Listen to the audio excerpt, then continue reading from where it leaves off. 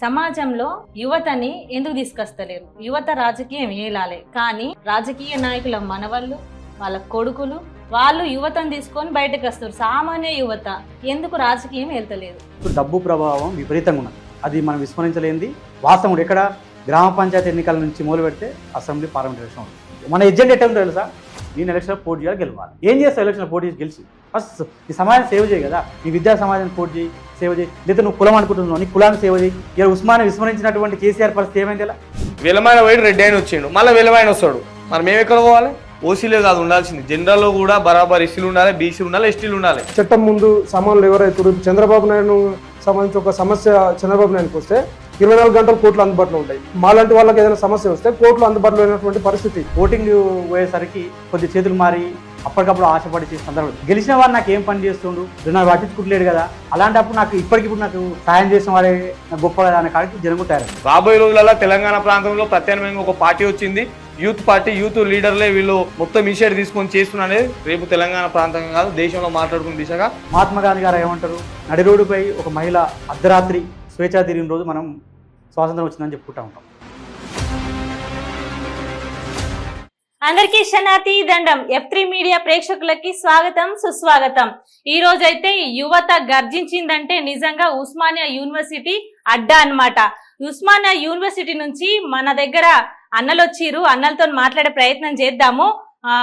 వినయ్ విప్లవ్ గారు contested MLA, అటెనక వల్లిగొండ Narasimha అన్న, వెంకటేష్ అన్న, ముగ్గురు వచ్చిర్రు. నిజంగా ఉస్మానియా యూనివర్సిటీ నుంచి ఎంతో పౌరుషాలతోని మరి యువతను కదిపించే దిశగా పోరాటం చేస్తున్నారు. అవునా?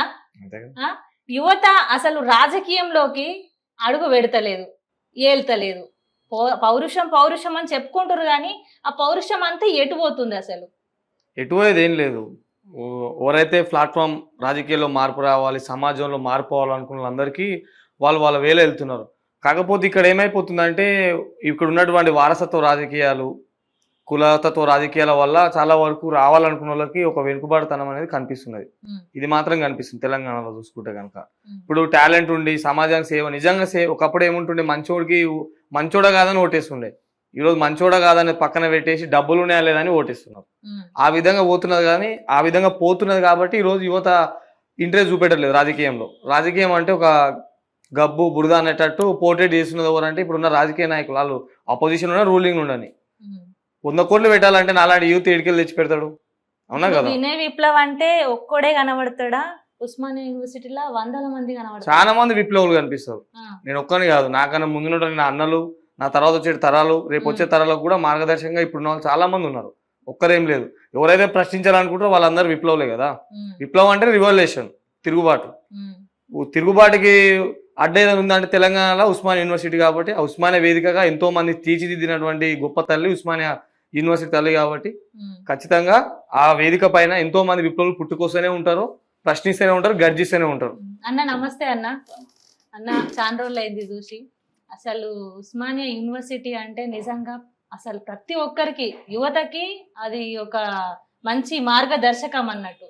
అసలు యువత అనేది రాజకీయాలు ఏల్తలేదు, ఏల్దామని వస్తున్నారు కానీ వెనక పడుతున్నారు. ఎట్లా, ఏం చెప్తారు అన్న దీని గురించి? F3 మీడియా ద్వారా మనం యువత యొక్క భాగస్వామ్యం రాజకీయాలపైన, దాంట్లో యూనివర్సిటీ యొక్క పాత్ర పట్ల చర్చ చేయడం చాలా గొప్ప విషయం. దీంట్లో మనం పరిశీలిస్తే ఈ దేశంలో ప్రత్యేకంగా ఉమ్మడి ఆంధ్రప్రదేశ్ నుంచి నేటి వరకు కూడా ఉస్మానియా యూనివర్సిటీకి ప్రత్యేకమైన ఒక చరిత్ర ఉన్నది. నాటి వందే మాతరం నుంచి మొదలుకుంటే నేటి స్వరాష్ట్ర తెలంగాణ వరకు, దాంతోపాటు ఎన్నో కుల ఉద్యమాలు, అస్తిత్వ ఉద్యమాలు, రాజకీయ ఉద్యమాలు కావచ్చు, అన్నిటి కూడా ఒక వెన్నుముకగా ఉండి రాజకీయ చైతన్యాన్ని తీసుకొచ్చింది ఉస్మానియా యూనివర్సిటీ. నాటి పివి నరసింహారావు నుంచి మొదలుకుంటే జార్జి రెడ్డి, మరి జయపాల్ రెడ్డి వరకు, మరి గద్దర్ లాంటి వాళ్ళు కూడా పురుడు పోసిన నేలది. ఆ క్రమంలో రాజకీయాల్లో ఉస్మానియా యూనివర్సిటీ యొక్క పాత్ర, యూనివర్సిటీ విద్యార్థుల పాత్ర నాటి నుంచి నేటి వరకు కూడా ఉన్నది. చాలా మంది నాయకులు, ఎంతో మంది ఇప్పుడున్న రాష్ట్రంలో క్రియాశీలక పాత్ర పోషిస్తున్నటువంటి ప్రతి నాయకుడు కూడా ఉస్మానియా యూనివర్సిటీకి వెళ్ళి వచ్చిన వాళ్ళే. కాకపోతే మనకు కనిపించేది ఏంటంటే ఉస్మానియా యూనివర్సిటీ అంటే మొత్తం రాజకీయాలు చేస్తారనే ఒక ఇది ఉన్నది. కానీ యూనివర్సిటీ అంటే రాజకీయ చైతన్యం చేపిస్తుంది తెలంగాణ సమాజం. తెలంగాణ రానికి కారణం ఏంది? ఉస్మానియా యూనివర్సిటీ. ఉస్మానియా యూనివర్సిటీ పాత్ర ఏంది? తెలంగాణ సమాజాన్ని, కవులు, కళాకారులు అందరినీ కూడా వెనుకడిగిన సందర్భంలో కూడా వాళ్ళని తట్టి లేపింది. దాంతోపాటుగా రాజకీయ కొద్దిమంది కవులుగా అయినారు, కవుల రూపం గద్దర్ లాంటి వాళ్ళు ఉన్నారు. తను రాజకీయ పంత ఎన్నుకోకున్నా సరే కానీ ఆ ప్రజల్ని చైతన్యవంతం చేశాడు. రాజకీయాల వైపు నడిపించే ప్రయత్నం చేశాడు. జార్జ్ రెడ్డి లాంటి వాళ్ళు ఉన్నారు, ఆయన ఒక పంత. ఆ పంత ద్వారా కూడా అప్పుడున్న కొన్ని శక్తులను ఓడించడం కోసం, ఆ విధానం ఓడించడం కోసం తనకు పంతేను కూడా. కానీ అప్పుడు కావచ్చు ఇప్పుడు కావచ్చు కూడా ఎప్పటికైనా కూడా ఉస్మానియా యూనివర్సిటీ అనేది ఒక ప్రభావశీల శక్తిగా, రాజకీయ శక్తిగా ఉన్నది. ఆ రాజకీయ శక్తిలో చిన్న వైఫల్యం ఎక్కడ జరుగుతూ ఉన్నది అంటే అక్కడ మీరు అన్నట్టు క్రియాశీలక రాజకీయ పంత ఎన్నుకోవడంలో వెనుకబాటు జరుగుతూ ఉన్నది వాస్తవం. ఎందుకంటే ఒక పార్టీ, అది ఏ పార్టీ అనే కావచ్చు, పెద్ద జాతీయ పార్టీ అంటావా, ప్రాంతీయ పార్టీ అంటావా, ఇండిపెండెన్స్ పార్టీ అంటావా, ఒక పార్టీ వేదిక ఎన్నుకోవడంలో దాంట్లో ఒక జర్నీ చేయడంలో వెనుకబాటు జరుగుతుంది. దాంట్లో కొద్దిగా ప్రభావితం చేయలేకపోతున్నాం ఉస్మానియా విద్యార్థి అనేది ఒకటి ఉంది. నాయకులంతా మాట్లాడితే ఉస్మానియా యూనివర్సిటీ అని ఒక పాత్ర వాడుకుంటున్నారు దాన్ని, అంటే ఒక పాత్రలాగా చూస్తున్నారా? ఏ రకంగా మనం వాడుకుంటున్నాం అనుకుంటున్నాం, కానీ ఉస్మానియాకు ఉన్న శక్తిని గుర్తించరు. ఉస్మానియా నేలకున్న శక్తిని, ఆ ఉద్యమ నేపథ్యాన్ని, ఆ విద్యార్థి యొక్క శక్తిని గుర్తించారు.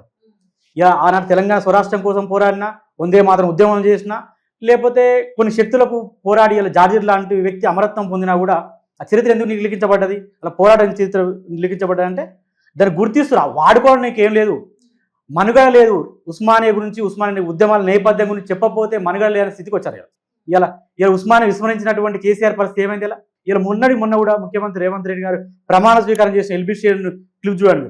ఈ రోజు కాంగ్రెస్ ప్రభుత్వం ఏర్పడిందంటే, నేను ముఖ్యమంత్రి ప్రమాణ స్వీకారం చేస్తున్నా అంటే ఉస్మానియా, కాకతీయ, మిగతా యూనివర్సిటీలు విద్యా నిరుద్యోగుల వల్ల మాత్రమే ఈ ప్రభుత్వం ఏర్పడింది. వాళ్ళకు నేను కమిట్మెంట్గా పనిచేస్తానని చెప్పాడు. అదే ఉస్మానియా యూనివర్సిటీకి 2 సార్లు వచ్చారు. 10 ఏళ్ల కాలంలో స్వరాష్ట్ర తెలంగాణ కోసం పోరాడినటువంటి, తెలంగాణ ఉద్యమాన్ని ఊపిరి అందించి కేసీఆర్ నిలబెట్టిన వ్యక్తికి ఒకసారి రాలేకపోయాడు, కేటీఆర్ రాలేకపోయినా, హరీష్ రాలేకపోయారు. దాన్ని విస్మరించిన పరిస్థితులు ఉండే. కానీ ఇచ్చిన మాట కట్టుబడి విద్యార్థి శక్తిని గుర్తించి, ఉస్మానియా యూనివర్సిటీ శక్తిని గుర్తించి, అది ఉస్మానియా అంటే అభిముఖం తెలంగాణకు ఒక అద్దం లాంటిది. ఉస్మానియా తెలంగాణ వేరువేరు చూడలేవు. ఆ క్రమంలో ముఖ్యమంత్రి రేవంత్ రెడ్డి గారు వచ్చారు, చాలా మంది కూడా వచ్చే ప్రయత్నం చేస్తారు. దాన్ని ఎందుకు విస్మరించారంటే ఇది చైతన్యానికి అడ్డ. ఇలా కేసీఆర్ అనే వ్యక్తి విద్యను ఎందుకు నిర్మూలించిండు, రిక్రూట్మెంట్ ఎందుకు చేయలేకపోయాడు అంటే రాజకీయం గురించి మాట్లాడతారు మేడం. మేము సఫర్ అయినాం.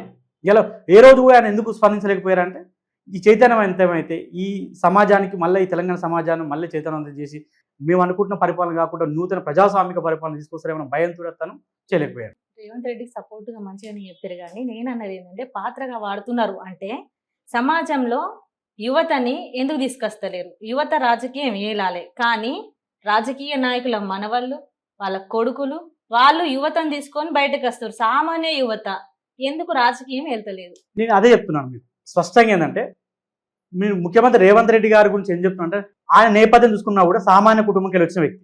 ఆయన ఎందుకు పొలిటికల్ డిజైర్ తోటి ఒక పార్టీలో పనిచేసిన, గతంలో ఒక పార్టీలో పనిచేసిన, ఇప్పుడు ఒక పార్టీలో పనిచేసి కూడా ఇప్పుడున్న పార్టీలో కూడా తనకంటే సీనియర్లు ఉన్నారు, ఎన్నో ఏళ్ళు సీనియర్లు ఉన్నారు. అయినా కూడా తను నిలదొక్కుని ఎందుకు గెలవగలిగింది, అలా ఎందుకు సీఎం కావాలంటే అన్కాంప్రమైజ్డ్గా ఒక లక్ష్యం ఎన్నుకొని, ఒక పార్టీ వేదిక ఎన్నుకొని, ఎన్ని నిర్బంధాలు లేకపోతే కేసులు ఎదురైనా, లేకపోతే ఎన్ని ఆటపోట్లు ఎదురైనా కూడా ఒక పార్టీలో పనిచేస్తూ పోయాడు. ఇలా మాలాంటి యూత్ పరిస్థితి ఏంటంటే ఎందుకు నిలదొక్కలేకపోతున్నా నా పర్సనల్ అభిప్రాయం ప్రకారం, ఒక వ్యక్తి ఎలక్షన్ రాగానే ఒక యువకుడు నేను సర్పంచ్ పోటీ చేస్తుంటాడు, ఎమ్మెల్యే పోటీ చేస్తుంటాడు, ఎంపీ పోటీ చేస్తుంటాడు. కానీ ఆ 10 రోజులల్లో నువ్వు ఎంపీకో ఎమ్మెల్యేకో పోటీ చేసిన 10 రోజుల్లో పోయి ప్రజల కాడికి పోతే నీకు ఎందుకు నమ్మి ఓటు చేయాలి? ఓకే, ఒకవేళ ఓడిపోయినావు, నీకు 10 ఓట్లు పడతాయి, ఆ 10 మంది కోసం నేను నిలబడగలుగుతావా? నిలబడతలేం కదా. ఎప్పుడైతే ప్రజల మనల్ని పొంది ఎప్పుడైతే నిలబడగలిగినవో నువ్వు గెలవగలుగుతావు. ఇలా తెలంగాణ మూవ్మెంట్ చూసుకోండి, కేసీఆర్ గాయంలో చూసుకోండి, ఎంతోమంది విద్యార్థి నాయకులు కావచ్చు, చాలా మంది కూడా ఎమ్మెల్యే అయ్యారు, ఎంపీలు అయిన సందర్భం ఉంది. ఎందుకు? ఆ ప్రజల కోసం, ఆ కాజు కోసం కొట్టిన పార్టీ, ఆ వేదిక నాయకులు ఉన్నారు కాబట్టి అయ్యారు. ఇలా ఇండిపెండెంట్గా ఉంటారు. నాకు నేనే లీడర్ కావాలి, నాకనే కాదు, ఒక ఇన్స్టిట్యూషనల్గా, ఒక వ్యవస్థాగతంగా నువ్వు ప్రజల కోసం పనిచేయి. నువ్వు ప్రజల కోసం పనిచేసిన తర్వాత నేను వాళ్ళ దగ్గర ఓటు అడగండి. ఇలా ఒక ఎగ్జాంపుల్ తీసుకోవచ్చు మనం. ఉత్తర భారతదేశంలో, నార్త్ ఇండియాలో కాన్షిరామ్ గారు ఒక ప్రయోగం చేస్తారు. ఆయన కేవలం ప్రజల కోసం, ప్రజల తరపున ఒక ఐడియాలజీని చెప్పి అతి సామాన్యం కూడా పార్లమెంట్కి, అసెంబ్లీ చరిత్ర ఎప్పుడు అప్పుడు ఇండిపెండెన్స్ తర్వాత చెప్తున్నాం మనం, ఏదో నామినేటెడ్ అన్నీ కాదు. అంటే ఎప్పుడైనా నా యువత కూడా ఒకటి విజ్ఞప్తి ఏంటంటే, యూనివర్సిటీలో చదువుదాం, పిహెచ్డీ చేసినా సరే బయట ఉన్న నార్మల్ యువత కూడా నువ్వు రాజకీయమే ఎజెండా అయితే, రాజకీయంగా పోటీ చేసి గెలుపోవడం, ప్రజాస్వామ్యం గెలుపోవడం, ప్రజాసేవ ధ్యేయంగా నువ్వు ఈ రోజు ఎప్పుడైతే రాజకీయాలు అడుగు పెడతావో నిరంతరం ఆ ప్రయత్నం ఉండు. ఖచ్చితంగా నిన్ను మెచ్చి ఏ రోజు ఒక రోజు నువ్వు దాంట్లో కూడా ఉంటాయి. నేను ఎమ్మెల్యే చేద్దా, నేను అది చేద్దంటే చేయాలి, కానీ శక్తి ఎంత? ముచ్చట మంచిగానే ఉందన్న, కానీ పక్కనే ఉన్నాడు వినయ్ విప్లవ్, కంటెస్టెడ్ ఎమ్మెల్యే కల్వకుర్తి. ఎన్ని సేవ చేయలేడు, ఎన్ని ప్రజల్లో తిరగలేడు, మొన్నటికి మొన్న బీసీ సంక్షేమ గురుకుల విషయంలో కూడా ఏం చేసినావు తమ్మి చెప్పు ఒకసారి. నేను ఇందులో క్వశ్చన్ చెప్తాక అన్ని వినయ్ గురించి కూడా చెప్తా. వినయ్ లాంటి పంతాలో ఉండాలని కోరుకుంటున్నా. అదే వినయ్ విద్యార్థి నాయకుడిగా, హాస్టల్ వెల్ఫేర్గా, లేకపోతే వివిధ వ్యవస్థలకు ఉమెన్ ఎంపవర్మెంట్ తోటి అన్ని చేస్తుండు, కంటెస్ట్ చేసిండు. కానీ ఓడిపోలే అతను, మళ్ళీ ఆ ప్రయత్నంలో ఉన్నాడు. అంటే నేను కూడా అనేది ఏంటంటే కంటెస్టెడ్ చేసిన తర్వాత కొన్ని పార్టీలు ఉంటాయి, ఎలక్షన్ టైంలో వస్తాయి. ఎలక్షన్ టైంలో వచ్చి కంటెస్ట్ చేస్తే మన అడ్రస్ ఉండదు. ఏమంటారు తెలుసు వాళ్ళు, యువత ఓట్లు వేయలే, మందు కమ్ముడు వేయరు, డబ్బులు కమ్ముడు వేయరు, లేకపోతే ప్రజలు తిడతారంటారు. అవును, వందకు నిన్ను గెలిచినా ఓడిపించినా మళ్ళీ 5 ఏళ్ళు పని చేయి, తర్వాత పని చేయి. అవి ఈయన ఉండు, మీరు ఎగ్జాంపుల్ చెప్తున్నారు, నిరంతరం ప్రజల కోసం పనిచేస్తుండు, యువత కోసం పనిచేస్తుండు, మహిళల కోసం పనిచేస్తుండు, ఇప్పటికీ హాస్టల్ వెల్ఫేర్ కోసం పనిచేస్తుండు. ఆ పంత ఉన్నారు ఏదో ఒక రోజు ఖచ్చితంగా ఇలా మనం కూర్చోబెట్టి మాట్లాడుకుంటాం అంటే అంత గుర్తింపు ఇచ్చినట్టే కదా. ప్రజాస్వామ్యంలో గెలిచిన వాళ్ళు గొప్పలు కాదు, ఓడిన వాళ్ళు కాదు, ప్రజాక్షేత్రం ఉన్న వాళ్ళే నాయకుడు. నువ్వు చెప్పు తమ్మి, అంటే నువ్వు తిరిగినావు కదా మొత్తం గ్రౌండ్ మొత్తం అంతా తిరిగినావు, అంతా చేసినావు. ఇప్పుడు నాయకులకు మీకు అంటే ఇప్పుడున్న ప్రభుత్వానికి మీకు ఏం తేడా ఉందంటారు? తేడా ఏంటంటే ఇప్పుడు ఒక విద్యార్థి నాయకుడు వచ్చి రాజకీయాల్లో కూర్చోవాలి అంటే, కూర్చోవడం అంటే మీన్స్ పని చేయాలనుకుంటే కనుక అతనికి సపోర్ట్ ఎక్కడ దొరకదు. తన కుల సంఘం దొరకదు, ఆ ప్రాంతం దొరకదు, ఎక్కడ దొరకదు. అక్కడ మనం ఏం ప్రూవ్ చేసుకోవాలంటే ప్రతి ఒక్క యూత్ నేను కోరుకునేది ఏంటంటే, మనం అన్నట్టు నిజంగా జనాలు ఉండాలి. మనం ఫస్ట్ సేవ చేయాలి. మన ఐడియాలజీ ఏంది. ఇప్పుడు కాంశీరామ్ గారు ఆ రోజుల్లో 90, 80 95 టైంలో ఉత్తరప్రదేశ్లో మన దేశంలో అత్యధిక జనాభా ఉన్న రాష్ట్రం, ఆయన అత్యధికంగా సీట్లు ఉన్న రాష్ట్రం, అసెంబ్లీ కానీ పార్లమెంట్ కానీ. అలాంటి రోజులలో ఆయన రాజ్యాధికారం సాధించినంటే, ఈ రోజులలో AI టెక్నాలజీ వచ్చి ఈ 26లో కూడా మనం ఎందుకు ఎమ్మెల్యేలు కాలేకపోతాం, ఎందుకు సర్పంచ్ కాలేకపోతాం అంటే ఫాల్ట్ ఎక్కడ ఉందంటే మన దగ్గర ఉంది. ఆ టైంకి వచ్చి పోటీ చేయడం కన్నా మనం ప్రజలలో నిరంతరంగా, ఇప్పుడు ఒక వృద్ధులు ఉంటారు, సీనియర్ సిటిజన్స్ కానీ, ఊర్లో సమస్యలు ఉంటాయి, ప్రతి ఒక్క దాన్ని ప్రశ్నించుకుంటా మండలానికి వెళ్తూ తాలూకా స్థాయిలో పనిచేసుకుంటూ ఉండు. అక్కడ హాస్పిటల్స్ కానీ, హాస్టల్స్ కానీ, లేకపోతే ఇంకా ఇతర ఏ సమస్యల మీద అయినా ప్రశ్నించుకోవడం ముందుకు వెళ్తే కనుక 100% జనాలు అచీవ్ చేసుకుంటారు, ఓన్ చేసుకుంటారు, ఒక రోజు కాకపోయినా ఒక రోజు.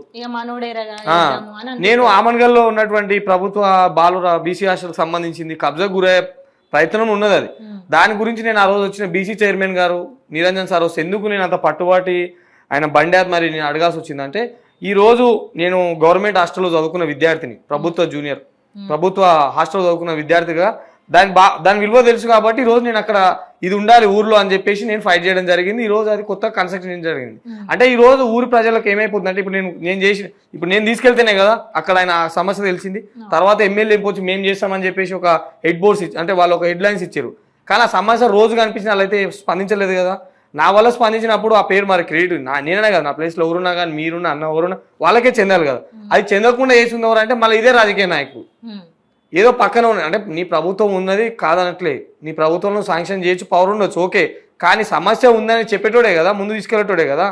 మరి నా క్రెడిట్ వేరే వాళ్ళు తీసుకోవడం ఎంతవరకు కరెక్ట్ అంటే, ఇలాంటి పరిణామాలు జరగడం అనేది కూడా దురదృష్టకరం.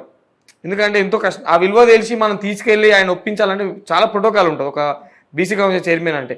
ఇలాంటి రోజులలో కూడా మనం చేసింది కూడా అవతల క్రెడిట్ ఉండడం వల్ల కూడా యూత్ రాలేకపోవచ్చు. కానీ అయినా కానీ మనం ధైర్యంగా ముందుకెళ్ళాలి. ఎందుకు ఆగిపోవాలి మనం? కానీ ఒక్క విషయం ఏంటంటే, రాజకీయ వ్యవస్థలో డబ్బు ఉంటేనే నెగ్గుతారు, డబ్బు లేక వెనక పడుతుర్రా మీరు? అది చెప్పుర్రు. ఇప్పుడు డబ్బు ఉంటేనే మేము ఎట్లయినా గెలవగలుగుతాం. ఎమ్మెల్యేకు కోట్లు కావాలి, కార్పొరేటర్కి కోట్లు కావాలి, ముట్ట పోతే డబ్బే. కానీ మీరు యువత డబ్బును చూసి వెనకకి అవుతుర్రా? దేశ రాజకీయాలు కావచ్చు, తెలంగాణ రాజకీయాలు కావచ్చు, డబ్బు ప్రభావం విపరీతంగా ఉన్నది. అది మనం విస్మరించలేనిది వాస్తవం. ఎక్కడ గ్రామ పంచాయతీ ఎన్నికల నుంచి మొదలు పెడితే అసెంబ్లీ, పార్లమెంట్ ఎలక్షన్ వరకు గ్రామ పంచాయతీ ఎన్నికల్లో చూసే కొన్ని సందర్భాలు చూస్తే బాగా అనిపిస్తుంది. ఏంటంటే రాత్రి వరకు మంచిగా ఉంటాడు వాడు, ఓటింగ్ పోయేసరికి కొద్ది చేతులు మారి అప్పటికప్పుడు ఆశపడి చేసే సందర్భం. దీంట్లో కూడా వైఫల్యం ఎక్కడ ఉంటుందంటే, గెలిచిన వాడు నాకు ఏం పని చేస్తుండు, నాకు పట్టించుకుంటలేడు కదా, అలాంటప్పుడు నాకు ఇప్పటికిప్పుడు నాకు సాయం చేసిన వాడే నాకు గొప్ప కదా అనే కాడికి జనం కూడా తయారు. అంటే ఇక్కడ ఒక ఓటరు వైఫల్యం ఉన్నది, కంటెస్ట్ చేసే వాళ్ళ వైఫల్యం ఉన్నది. ఏదేమైనప్పటికీ గత ఎన్నికల్లో మనం పంచాయతీ ఎన్నికలు చూసినప్పుడు సర్పంచ్ ఓడిపోయారు ఫస్ట్, తర్వాత ఎంపీటీసీ ఎన్నికలు వచ్చినాయి, తర్వాత వాళ్ళు ఓడిపోయిన వాళ్ళు పోటీ చేస్తే గెలిచిన సందర్భాలు ఉన్నాయి. అంటే డబ్బని అన్నిసార్లు కూడా ప్రభావితం. ఇప్పుడు 100 కోట్లు 1000 కోట్లు పెట్టే వాళ్ళు ఉన్నారు. ఇప్పుడు మొన్న గత గవర్నమెంట్ అని చూసాం మనం ఇక్కడ. ఆ గవర్నమెంట్లో కూడా ఖచ్చితంగా గెలుస్తామని ధీమాతో ఉన్నా కూడా తెలంగాణలో ఇప్పుడు ఈ ప్రభుత్వం రావడానికి కారణం విద్యార్థి ఉద్యోగులు సొంతంగా క్రాస్ రోడ్లో కావచ్చు, మాలాంటి వాళ్ళు బస్సు యాత్రలు చేసి ఇంటికి ఆ రోజు ఏం లేదు మా చేతిలో, కేవలం పేపర్ లీకేజీలు అయినాయి, మేము నష్టపోయినాం, మాలాంటి వాళ్ళు కెరీర్ పోయింది కాబట్టి తెగించి కాళ్ళు పట్టుకొని గ్రామీణ ప్రాంతాల్లో తల్లిదండ్రులు అందరూ కూడా కాళ్ళు మొక్కి మీకు పెన్షన్ వస్తున్నాయి వస్తాయి కదమ్మా, గొర్రెలు వస్తే బర్రెలు వస్తాయి, మా కెరీర్ మంచిగా ఉంటే మాకు ఉద్యోగం వస్తే మీరు సెటిల్ అయితే మీకు అన్ని ఇస్తామని చెప్పి ఒప్పించగలిగినాం కాబట్టి ఇలా ప్రభుత్వం మారి వచ్చింది. ఆ ప్రభుత్వ పెద్దలు కూడా ఒప్పుకుంటారు.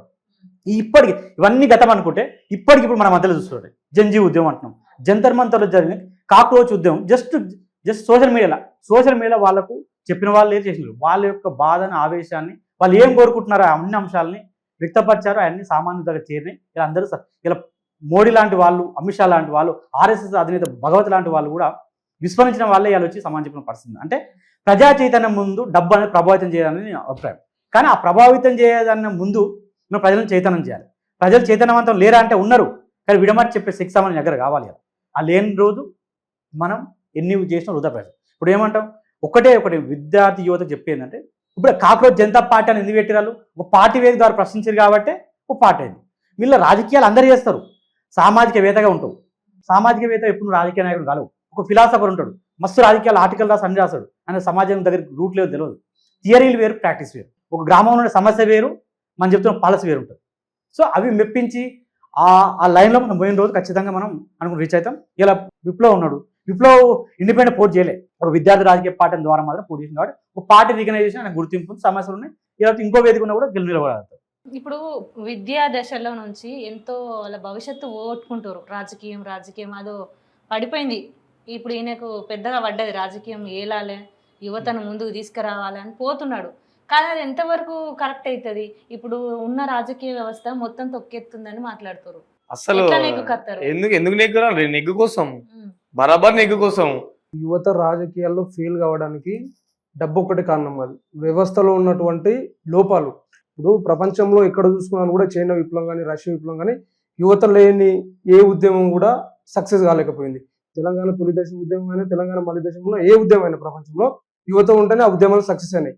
సో డబ్బు ప్రభావంతో పాటు వ్యవస్థ యొక్క వైఫల్యం. అంటే ఇప్పుడు మీరు చూడండి, మేము పీజీలు పిహెచ్డీ చేసిన వాళ్ళం, మేము రాజకీయాల్లో మేము వైఫల్యం పొందుతున్నాం. దానికి కారణం ఏంటంటే, ఇప్పుడు మా దగ్గర అంత ఉంది, డబ్బు ఒకటే లేదు. ఇప్పుడు భారత రాజ్యాంగాన్ని పట్టుకొని మేము చట్టం ముందు అందరు సమానులు అని చెప్పి మేము ప్రచారం చేసినటువంటి సందర్భం. కానీ చట్టం ముందు సమానులు ఎవరైతే చంద్రబాబు నాయుడు సంబంధించి ఒక సమస్య చంద్రబాబు నాయుడుకి వస్తే 24 గంటలు కోర్టులు అందుబాటులో ఉంటాయి. మాలాంటి వాళ్ళకి ఏదైనా సమస్య వస్తే కోర్టులు అందుబాటులో లేనటువంటి పరిస్థితి. ఇప్పుడు వాళ్ళు ఏం చేశారంటే, డబ్బు ప్రభావంతో పాటు వ్యవస్థలు అన్నిటి కూడా వాళ్ళ గ్రిప్ లో పెట్టుకున్నారు. వాళ్ళకి ఏ చిన్న సమస్య అయినా కూడా వ్యవస్థ మొత్తం వాళ్ళ కనుసైగలు పనిచేస్తుంది. ఇప్పుడు మేము ఉన్నాం, మాకు ఒక అవకాశం ఇవ్వండి, డెఫినెట్ గా ₹1 అవినీతికి పాల్పడకుండా ఖచ్చితంగా అభివృద్ధి చేస్తామని చెప్పి మేము ప్రమాణపూర్తికంగా, అంటే ప్రమాణం చేసి మరి మా నియోజకవర్గాలు కానీ గ్రామాలు కానీ ఎక్కడైనా మేము హామీ ఇస్తున్నట్టే కనీసం మీడియా కూడా బయట ప్రపంచానికి చూపించినటువంటి పరిస్థితులు ఉన్నాయి. ప్రజెంట్ మీడియా కూడా పార్టీ వాళ్ళు ఏ చిన్న, ఇప్పుడు చూడండి వేరే పార్టీలకు సంబంధించిన వాళ్ళు చిన్న సమస్యలు పెద్ద ఎత్తున ఫ్రంట్ పేజ్కి వచ్చేస్తాయి. ఈయన ఇట్లా అన్నాడు, ఆయన అట్లా అన్నాడు, చిన్న సమస్య. అదే మనము కడుపు గాలి రోడ్డు మీకు వచ్చి చిన్న ధర్నా చేసినా కూడా ఈయనటువంటి పరిస్థితి. కాబట్టి ఆ వ్యవస్థలన్నిటిని మార్చడానికి ఈ రోజు జంజీ మొన్న చూసి పార్లమెంట్ దగ్గర కేంద్ర మంత్రి, విద్యాశాఖ మంత్రి రాజీనామా చేసినటువంటి పరిస్థితి వచ్చింది. కాబట్టి భవిష్యత్తు మొత్తం ఖచ్చితంగా యువతదే ఉంటుంది. యువత ఉంటేనే, యువత మంచిగా ఉంటేనే దేశం అభివృద్ధి ఉంటుంది. యువత భవిష్యత్తు దేశ భవిష్యత్తు. కాబట్టి ఖచ్చితంగా భవిష్యత్తు అంతా యువతదే ఉంటుంది. డబ్బు ప్రభావం, వ్యవస్థల ప్రభావం అన్నింటిలో కూడా ప్రతి వైఫల్యానికి సంబంధించి నిరుద్యోగులు కానీ, ఉద్యమకారులు కానీ, విద్యార్థులు కానీ అందరూ ఏకమై వ్యవస్థ వైఫల్యానికి వ్యతిరేకంగా కొట్లాడుతూ ఉన్నాం. అన్నాను ఇప్పుడు యువత ముందుంటది. ఇప్పుడు జెన్జీ అంటే మొన్న చరిత్ర సృష్టించింది, అంతవరకు ఓకే. కానీ అంతకు ముందు ఇట్లా విప్లవ్ లాంటి వాళ్ళు చేసే వాళ్ళు ఎంతమంది ఉన్నారు, కానీ నెగ్గిర్రా, నిలవల్లే. ఇప్పుడు యువత రాజకీయంలోకి దిగాలంటే మార్చుకోవాల్సినటువంటి అంశాలు ఏముంటాయి, ఏం మారుస్తారు మీరు?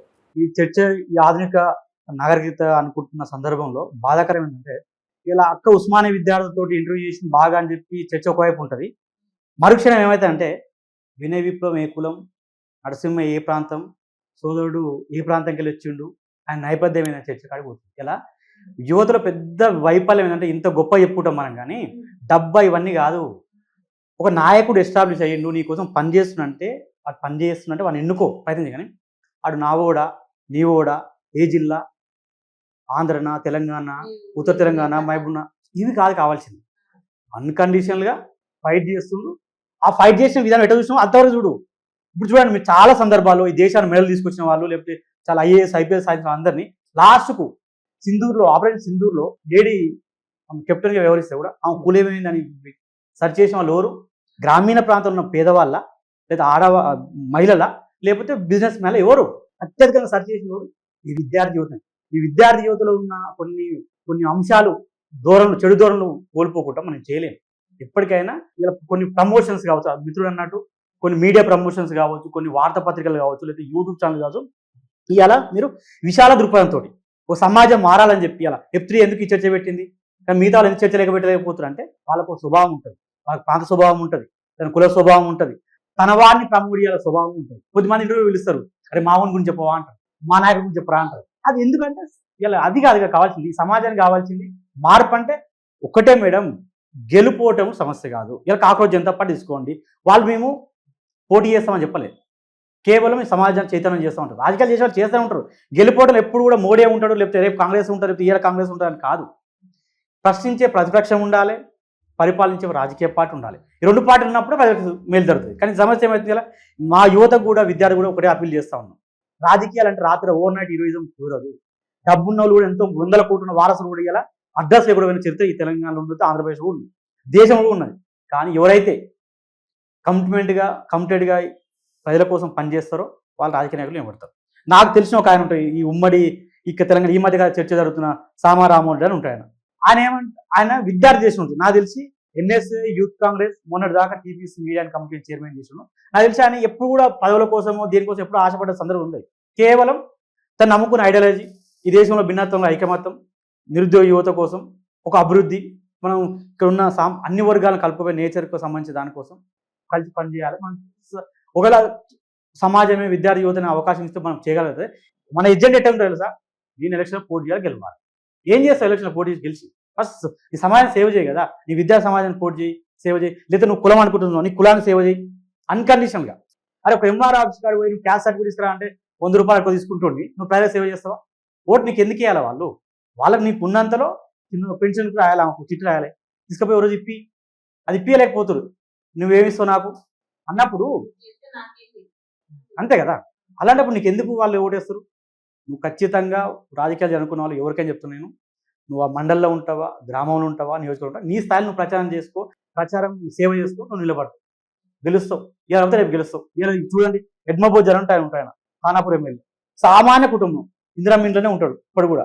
అలాంటి ఆయన ఇలా ఎమ్మెల్యే అయ్యాం కదా. పార్టీలు మా సంబంధం లేదు. ఇక మా క్యాంపస్ నుంచి విద్యార్థి నాయకులు బాల్క సుమన్ కావచ్చు, గారి కిషోర్ కావచ్చు, ఎంతోమంది తెలంగాణ ఉద్యమ నేపథ్యం ఐడియాలజీ సందర్భంలో ప్రజలందరూ కష్టపడ్డారు కాబట్టి ఎన్నుకురారు. కానీ ఏడికాడ దోసుకున్న నాయకులే కనిపిస్తుర్రు అని జనాల దృష్టిలో పడ్డది. కానీ నిజాయితీగా చేసే నాయకుడు ఒక్కడు లేరు అని అనుకుంటారు. అది నిజమే అంటారా? ఆరోపణలు ఉంటూనే ఉంటే పోతాను, దోసుకుంటారు. ఇలా ఈ ఓటర్లు కూడా ఒకటి అప్పీల్ చేస్తా ఉన్నాం. ఇలా నిన్నటి దాకా బిడ్డ నువ్వు నాకు ఈ సేవ చేసినావు, ఆ సేవ చేసినావు, మంచిగా చూసినావు బిడ్డ అన్న వ్యక్తివి తెల్లారి ఓటు రేపు పొద్దునాడు పోయేటప్పుడు ఆటో ఎక్కించుకొని పోయి, లేకపోతే నీ చేతుల ఇంటికి వచ్చి ఇంతో అంత చెదర పెడితే రాత్రి మర్చిపోతున్నావు అంటే అక్కడ ఎవరి తప్పు జరుగుతుంది? తోలుకపోయినా గుద్దేది ఎవరికి కూడా తెలియదు కదా. ఓటు నమ్మిని కూడా మోసం చేసే పరిస్థితులు ఇవాళ ఉన్నాయి. అంటే నాకు మొన్న ఎగ్జాంపుల్ వాస్తవంగా చెప్తున్నాను, క్యాబ్ బుక్ చేసిన క్యాంపస్ నుండి పోతుంటే ఒక తమ్ముడు యువకుడు, మాలకండ యువకుడే సర్పంచ్ పోటీ చేసినట్ట.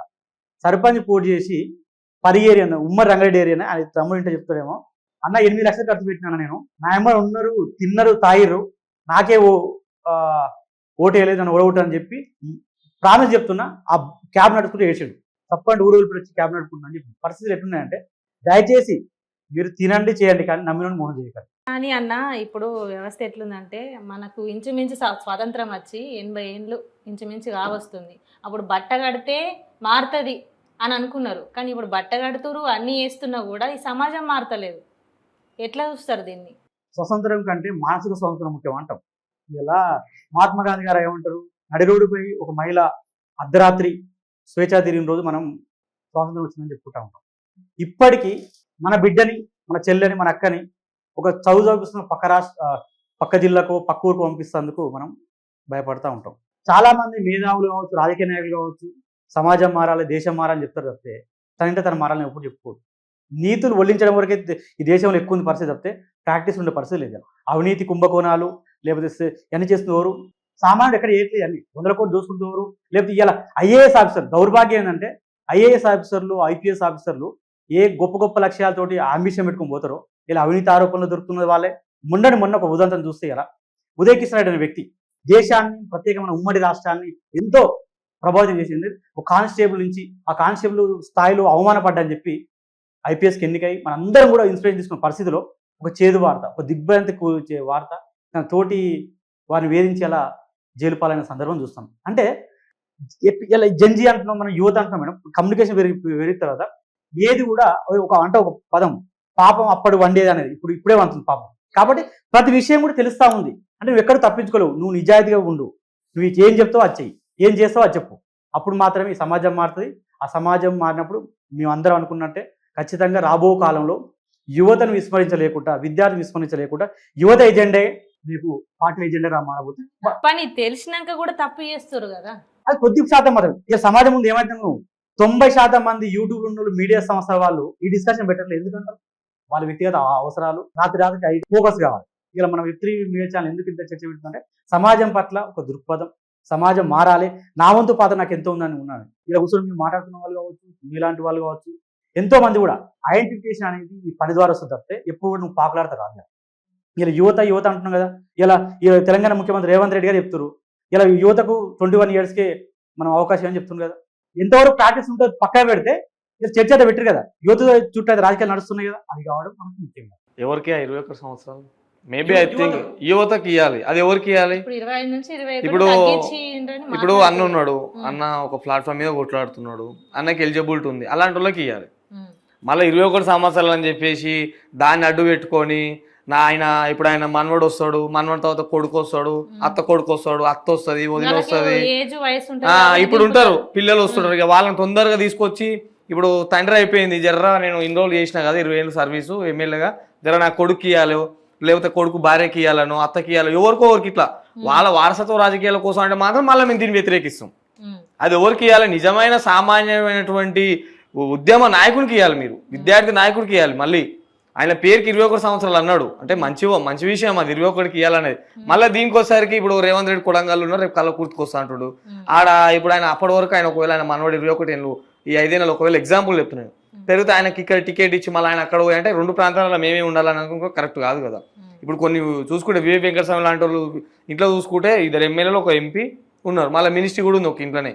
అంటే ఇలాంటి వారసత్వ రాజకీయాలు వద్దు. ఆయన బహుజన నాయకుడు అయినా కానీ నేను ఒప్పుకోను ఎవరు వివేక్ వెంకటస్వామి లాంటి వాళ్ళు అంటే ఇయ్యొద్దన్న. అలాంటి వ్యక్తులకు మాత్రం గతంలో అయితే కుటుంబ పాలన అని ఏడ్చిరి, మరి ఇప్పుడు వీళ్ళు కూడా కుటుంబ పాలన చేస్తారు అంటారా? 100% కదా. మరి ఒక ఇంట్లో వినయ విప్లవ విషయంలో విభేదిస్తా ఉన్నాను. ఎందుకంటే కుటుంబ పాలన అంటే తెలంగాణ మీరు చెప్పారు, తెలంగాణలో ఏమైందంటే ఏ మంత్రికి ఏ ఆఫీసర్కు ఎవరికి కూడా అవకాశం లేకుండా కేవలం వాళ్ళ కుటుంబం పరిపాలన సాగిన సందర్భం లేదు. ఈ కాంటాక్ట్ డిఫరెంట్. ఒక రాజ్యాంగబద్ధంగా నేనంటారు నువ్వు అంటే జరిగే విషయం కాదు. ఈ పార్లమెంట్ చట్టం చేసి 21 years చేసినప్పుడు అందరికి వర్తిస్తుంది. ఈ తెలంగాణలో ఆంధ్రప్రదేశ్లో ఎక్కడో వర్తించాయి కదా. అయితే వారసత్వ రాజకీయాలు అనేది పెద్ద డ్రాబ్యాక్ మన తెలంగాణలో దేశంలో. కానీ దీన్ని ఎన్నుకుంటున్న ప్రజలు ఎటు పోతారు? ఇలా వారసత్వ రాజకీయాలు వచ్చిన వాళ్ళు ఏమంటారు? ఇప్పుడు కొద్దిమంది ఎగ్జాంపుల్ చెప్పారు, వాళ్ళని యాక్సెప్ట్ చేస్తూ ఉన్నారు కదా జనము. వాళ్ళు ఏమంటా ఉంటారు, మేము పోటీ చేసాము, ప్రజలు ఎన్నుకున్నారు, మేము ప్రజలు మెప్పించుకోవాలన్నమాంటారు. దానికి వ్యతిరేక దిశలో కావచ్చు, వాళ్ళకు కాకుండా కూడా మనం చేసే ప్రయత్నం చేయాలి. ఎప్పుడు కూడా వారసత్వ రాజకీయాలు ఉండవు, ఎప్పుడు కూడా ఈ డబ్బు రాజకీయాలు ఉండవు. కాబట్టి ఖచ్చితంగా మనం వ్యక్తులను వ్యవస్థ అంటే కాదు, వారసత్వ రాజకీయాలు ఉంటే ఉంటాయి, నాటి నుంచి నేటి వరకు ఉంటే ఉంటాయి. కానీ వాళ్ళ కాంట్రిబ్యూషన్ అనేది మనం చూడాల్సింది. ఇప్పుడు ఒక ఆయన ఉన్నాడు పర్ణమైన తేటి కొడుకు, ఇప్పుడు ఆయన ఏజ్ ఎంత, ఆయనకి ఏం తెలుసు అని ఆయనకి ఎమ్మెల్యే టికెట్ ఇచ్చి అసెంబ్లీలో ఏం మాట్లాడుతున్నాయి అసెంబ్లీలో, అలాంటి వాళ్ళం కాదు చూస్ చేసుకోవాల్సింది. గుడిసెల నుంచి వచ్చినోడైనా సరే, భవంతులు ఉన్నాడు సరే, కంటెంట్ ఉండాలి, లీడర్ ఒక ప్యాషన్ ఉండాలి, జనాలకు సేవ్ చేయాలని. అలాంటి వ్యక్తులు అలాంటి యూత్ని ఎంకరేజ్ చేసి ముందుకు తీసుకురావాలి. ఏ పార్టీ అయినా సరే, నాట్ ఓన్లీ కాంగ్రెస్ బీజేపీ అని కాదు, ఏ పార్టీ అయినా సరే. రేపు నేనే పార్టీ పెట్టినా కానీ నేను అలాంటి వాళ్ళకి ఎంకరేజ్ చేస్తాను. నా ఉద్దేశం విప్లవం అంటే ఒక మాట గుర్తుకొచ్చింది, మొన్న జెన్జీ పోరాటం చేసిన వాళ్ళు అంతా ఒకటే మాట, అంటే మీరు కూడా ఎగ్జామ్లు పెట్టి ఎగ్జామ్లో రాసి రాజకీయం ఏలూరి అంటే రాజకీయం చేయడానికి కూడా ఎగ్జామ్ ఉండాలి అని మాట్లాడారు. అది ఎంతవరకు కరెక్ట్? అవును, కరెక్టే కదా, అదే ఉండాలి. డిగ్రీ చేసినోడే మినిమం రాజకీయ నాయకుడు కావాలి. ఇది భారత రాజ్యాంగానికి, భారత రాజ్యాంగ నిర్మాత డాక్టర్ అంబేద్కర్ స్ఫూర్తికి విరుద్ధం. సామాన్యుడైన లక్షాధికారి అయినా ఒకే అని చెప్పి ఓటు హక్కు కల్పించారు. చదువు అనేది మీ యొక్క వ్యక్తిగత నాలెడ్జ్, జ్ఞాన సమస్య. చదువులేని జ్ఞానవంతులు లేరా అంటే ఉన్నారు. ఈ సమస్య అది కాదు. పరీక్ష అంటే ఏంది? ఎగ్జామ్ రాసే పరీక్ష కాదు. ఇప్పుడు మనం ముచ్చబెట్టాం కదా ఊర్లో ఉన్న సమస్యలు, అది పరీక్షే. ఇద్దరు అన్నదమ్ములు కొట్లాడుకుంటారు, భార్యాభర్తల పంచాయతీ ఉంటుంది, నీటి సమస్య ఉంటుంది, పోలీసు సమస్య ఉంటుంది. అది పరీక్షలే. ఆ పరీక్షని ఒక లీడర్గా నువ్వు ఎట్లా దాన్ని సమస్యను సాల్వ్ చేయగలిగినప్పుడు అది పరీక్ష గెలవడం. కానీ ఒక సీఎం ఒకవేళ పదవి కాదమ్మా, హోదాకి ఒక ఉన్నారంటే డౌట్, మల్లారెడ్డి లాంటి వ్యక్తులు రాజ్యాంగానికి లోబడి ఉన్నారా అన్న ఈరోజు? ఖచ్చితంగా ఉన్నారు. ఏడున్నారు? ఏ యూనివర్సిటీ, ప్రైవేట్ యూనివర్సిటీలు పెట్టుకుంటారు అన్న వాళ్ళు? ప్రైవేట్ యూనివర్సిటీ పవర్ ఉందని చెప్పేసి ప్రైవేట్ యూనివర్సిటీలు కూడా రాజ్యాంగబద్ధంగా శాసనసభ తీర్మానం మేరకు అందరు ఎమ్మెల్యే కలిసి తీర్మానం చేసినప్పుడు మాత్రమే ప్రైవేట్ యూనివర్సిటీలు వచ్చినాయి. వాళ్ళు పెట్టుకున్నారు, వాళ్ళకి అవసరం ఉండొచ్చు. నేను మల్లారెడ్డి సపోర్ట్ చేసి ఆయన కాదు, మనం వ్యక్తులను అనొద్దు. వ్యవస్థాగతంగా ఏం మాడుతున్నావు అనేది కావాలంటారు. ఇలా రేపు నువ్వు ఎమ్మెల్యే అవుతావు, ఎంపీ అవుతావు, నువ్వు ఆనాడున్న పార్లమెంట్ కావచ్చు, అసెంబ్లీ కావచ్చు, ఆ తీర్మానం ఏమైనా చేస్తూ అదంతా అల్టిమేట్ అవుతుంది. ప్రజాస్వామ్యంలో ఓటరే అల్టిమేట్. ఆ ఓటరు ఎవరు గెలిపించుకున్నది వాళ్ళ ప్రతినిధి. అలాంటప్పుడు మనం ఈ పర్సన్ ఆ పర్సన్ కాదు, ఆ ప్రజలను మెప్పించి ఆ ప్రజల కోసం పనిచేసే శక్తి మన దగ్గర ఉన్న నిరూపించుకున్నాను. కానీ ఆ రోజు చేసిన ఆ ప్రశ్న యావత్తు ప్రపంచాన్ని కుదిపేస్తుంది. ఎందుకంటే ఈ సమాజాన్ని మొత్తం, ఈ సొసైటీని, రాష్ట్రాన్ని, ఒక రాష్ట్రాన్ని ఏలే మనిషికి నాలెడ్జ్ లేకపోతే, మినిమం నాలెడ్జ్ లేకపోతే ఎట్లా అని చాలా మంది మాట్లాడారు. ఇప్పుడు అన్నట్టు వేయొచ్చు, చదువుకున్న వ్యక్తి కూడా రాజ్యాంగం అంబేద్కర్ కల్పించిన రాజ్యాంగం తోటి ఓటు వేయొచ్చు, మంచి వ్యక్తి ఉన్నారు, తప్పలేదు. కానీ ఇలా వ్యవస్థ ఏమైపోయి నిర్వీర్యం అయిపోతుంది కదా. చదువుకున్నోడే ఇంత ఇది చేసినప్పుడు, చదువురానోడు కూడా ఇది చేసినప్పుడు వ్యవస్థను మొత్తం వాళ్ళు కుళ్ళుతో నింపేస్తున్నారు. ప్రైవేట్ రంగంలో కానీ, మీడియాలో కానీ, లేకపోతే బిజినెస్లలో కానీ, విద్యారంగంలో కానీ, ప్రాథమిక హక్కులలో కానీ, ప్రతి విషయంలో డబ్బును ఉంది రాజ్యం, పౌరును ఉంది మాది నడుస్తుంది. ఫాస్ట్ ట్రాక్ కోర్టు లేక వీళ్ళకు వాసంగా చెప్పాలంటే మిత్రుడు వెంకటేష్ అన్నట్టు న్యాయం ఎవరికి జరుగుతుందంటే డబ్బున్నోడికే నడుస్తుంది. ఇప్పుడు పోలీస్ డిపార్ట్మెంట్ కానీ అక్కడికి సామాన్యుడు వెళ్తేనేమో వాటి పిటిషన్ రాసుకోవడానికి గంట సేపు అవుతుంది. అదే డబ్బున్న వ్యక్తి, పౌరున్న వ్యక్తి ఒక పొలిటికల్ ఫోన్ చేసే ఫోన్లోనే వీళ్ళే పిటిషన్ రాసే వ్యవస్థ వచ్చింది ఈ రోజు. అంటే ఇది ఎంతవరకు కరెక్ట్? మరి ఇలాంటివి కరెక్టేనా? ఇవి కాదు కదా. వ్యవస్థ అంటే ఏంది? సామాన్యుడికైనా, ఉన్నోడికైనా, లేనివాడికైనా, పేదోడికైనా ఒకటేలా ఉండాలి చట్టం అనేది. చాలా లేదు ఈ రోజు చూసుకుంటే, సామాన్యుడికి ఒకలాగా ఉంటది. ఇప్పుడు నేను చాలా వరకు ఇష్యూస్ నా దగ్గరకు వస్తే నేను కూడా వెళ్తా పోలీస్ స్టేషన్ కి. నేను వెళ్ళినప్పుడేమో వాళ్ళు ఒకలా ట్రీట్ చేస్తారు, నేను వెళ్ళకుండా నా త్రూ వచ్చిన వాళ్ళు ఏదైనా ఇంకోలా ట్రీట్ చేస్తారు. అంటే వ్యవస్థలో ఎక్కడ మార్పు జరగాలి? అది ఎవరు మార్చాలి? ఒక నాయకుడి చేతుల్లోనే ఉంటుంది కదా. అది సీఎం అవ్వచ్చు, మంత్రి అవ్వచ్చు, ఎమ్మెల్యే అవ్వచ్చు, ఎవరైనా సరే ఆ ప్రాంతానికి సంబంధించి, రాష్ట్రానికి సంబంధించి ఇలాంటి వ్యవస్థీకృతను మార్చే దిశగా లీడర్ ఉండాలి. నేను ఎగ్జామ్ ఎందుకు పెట్టాలంటే అంటే ఇప్పుడు ప్రతి ఒక్కరికి ఉంటుంది సేవ చేయాలని పేరు పెట్టుకుంటారు. ఫస్ట్ ఒకటి తెలంగాణ బోర్డు అనేది ఒక పెట్టుకున్నాను అనుకో. మరి అలాంటప్పుడు మరి అతను వచ్చినప్పుడు ఏం చేశారు అనేది కూడా తెలియాలి కదా. సేవ చేశారు, వచ్చిన తర్వాత ఎవరికి అపార్ట్మెంట్లు ఇస్తారు? ఎమ్మెల్యేలు, ఎంపీలు కానీ, లేకపోతే ఈ ఏమంటారు మన మంత్రులు కానీ ఎవరికి ఇవ్వట్లేదు. ఈ రోజున్న ప్రభుత్వం కాదు, గత ప్రభుత్వం అట్నే ఉంది, రేపు రేపు వచ్చి కూడా అంటున్నాడు. కానీ నేనంటున్నా ఎగ్జాంపుల్ తమిళనాడు తీసుకున్నావు. అక్కడ నేను వెళ్ళిన, చెన్నైకి వెళ్ళిన, విజయ్ గారిని కూడా కలిసిన. అక్కడ చూసుకుంటే కనుక 10:30కి అందరూ on the record time correct 10:30కి మినిస్టర్లు, సెక్రటరీ ఉంటారు. మరి మన తెలంగాణ ఎందుకు లేదు అట్లా? దీంట్లో ఒక మంచి సందర్భం చెప్పారు. పొలిటికల్ డబ్బు ప్రభావం చూపిస్తుందా, కులం ప్రభావితం చూపిస్తుందా, ఇంకా మరేమన్నా ప్రభావితం చూపించడానికి మంచి ఎగ్జాంపుల్ చెప్పారు. మనకి కళ్ళ ముందు జరిగింది. తమిళనాడులో టీవీకే విజయ్ ఆయన ఒక సినిమా హీరోగా ప్రస్థానం ఉన్నప్పటికీ కూడా నేను ప్రత్యేకంగా తమిళనాడు పాలిటిక్స్ మీద రీసెర్చ్ చేస్తున్నాను. ఒకవైపు రెండు వర్గాలు, రెండు ధృవాలు. ఆనాడు జస్టిస్ పార్టీ నుంచి, పెరియార్ నుంచి మొదలు పెడితే మొన్నటి వరకు డిఎంకే, ఏఐడిఎంకే, జయలలిత గారి, ఎంజీఆర్ వరకు చూసుకున్న ఒక సందర్భం అయితే రాత్రికి విజయ్ పాలిటిక్స్ రాలేదు. రాత్రి సీఎం కాలేదు. అందరూ ఏమనుకుంటారు అంటే ఏదో జంజీ చేసారు, యువత చేసినట్టు. కానీ ఆయన ఒక కొత్త దృక్పథాన్ని, ఆయన ఒక సేవా సంస్థను ఏర్పాటు చేసుకుంటూ తన సినిమాల ద్వారా వచ్చిన డబ్బుని సేవలకు ఒక 20% పెట్టుకుంటూ, దాంతో పాటుగా అక్కడ విస్మరించబడిన వర్గాలు, ఇలా మన తమిళనాడు గురించి చాలా గొప్ప చెప్తారు అందరూ. చాలా సోషలిస్ట్ రెవల్యూషన్ ఉంటుంది, పెరియార్ ఉంటాడు, ఇంకా వాళ్ళు ఉంటారు. కానీ అత్యధికంగా కుల వివక్ష కావచ్చు, రకరకాల వివక్ష ఉండేది తమిళనాడులో ఉంటుంది. అలాంటి సందర్భంలో నిర్లక్ష్యానికి గురైన వాళ్ళు మహిళలు ఉన్నారు, అక్కడ ఉన్న ఎస్సీలు ఉన్నారు, మైనార్టీలు ఉన్నారు, యువత ఉన్నారు. మూసధోరణి పోతున్న రాజకీయాలను నేను మీ వైపు ఉంటా అని చెప్పి షార్ట్ టైమే కానీ తన విధానం ద్వారా మెప్పించుకోగలిగి సీఎం అయింది. ఎవరైనా ఊహించామా? మనం కూడా ఊహించలే. ఇదే జరగాలి. జరగాల్సిన కూడా ఏంటంటే నీ విధానాలు కావాలి. నువ్వు ఆయన TVK Vijay under ground work చేసుకుంది, ఏ రోజు ఎక్స్పోజ్ కాలే. ఇప్పుడు కూడా ఆయన విధాన పరంగానే బయటకు వస్తుంది, ఏ రోజు బయటకు చెప్పుకోవట్లేదు. అంటే అది కావాలి మనం రాజకీయాల్లో ఎప్పుడు కూడా. ఇంకో బెస్ట్ ఎగ్జాంపుల్ మేము చెప్తాం మేడం, అందరం అంటాం వ్యవస్థలు మారాలి, రాజకీయాలు మారాలి అనే భాగం అయితే మా వైపుకి చెప్తున్నా. ఒక విద్యార్థి, నిరుద్యోగం ఉన్న వ్యక్తిని ఉన్నా, ఓ డిఎస్సి చదువుతా మేడం, టెట్ చదువుతా, బీఈడీ చేస్తా, దానికోసం కఠోర శ్రమ 10 ఏళ్ళు, సివిల్స్ కంటే ఎక్కువ చదువుతారు మా మిత్రులు అందరూ కూడా. కానీ మేము ఉన్నప్పుడే చదువుతాప్పుడు ఏమంటాం, ఈ ప్రైవేట్ స్కూల్ ఉంటాయి, క్వాలిఫైడ్ టీచర్ లేరు, మేము 10 ఏళ్ళు టెట్ రాసినాం, బీఈడీ చేసినాం, ఎంఈడీ చేసినాం అని చెప్పి రేపు ఆయన పిల్లగాని ఎలా పంపుతుంది మేడం? ఇలా ప్రైవేట్ స్కూల్లో పంపుతారు.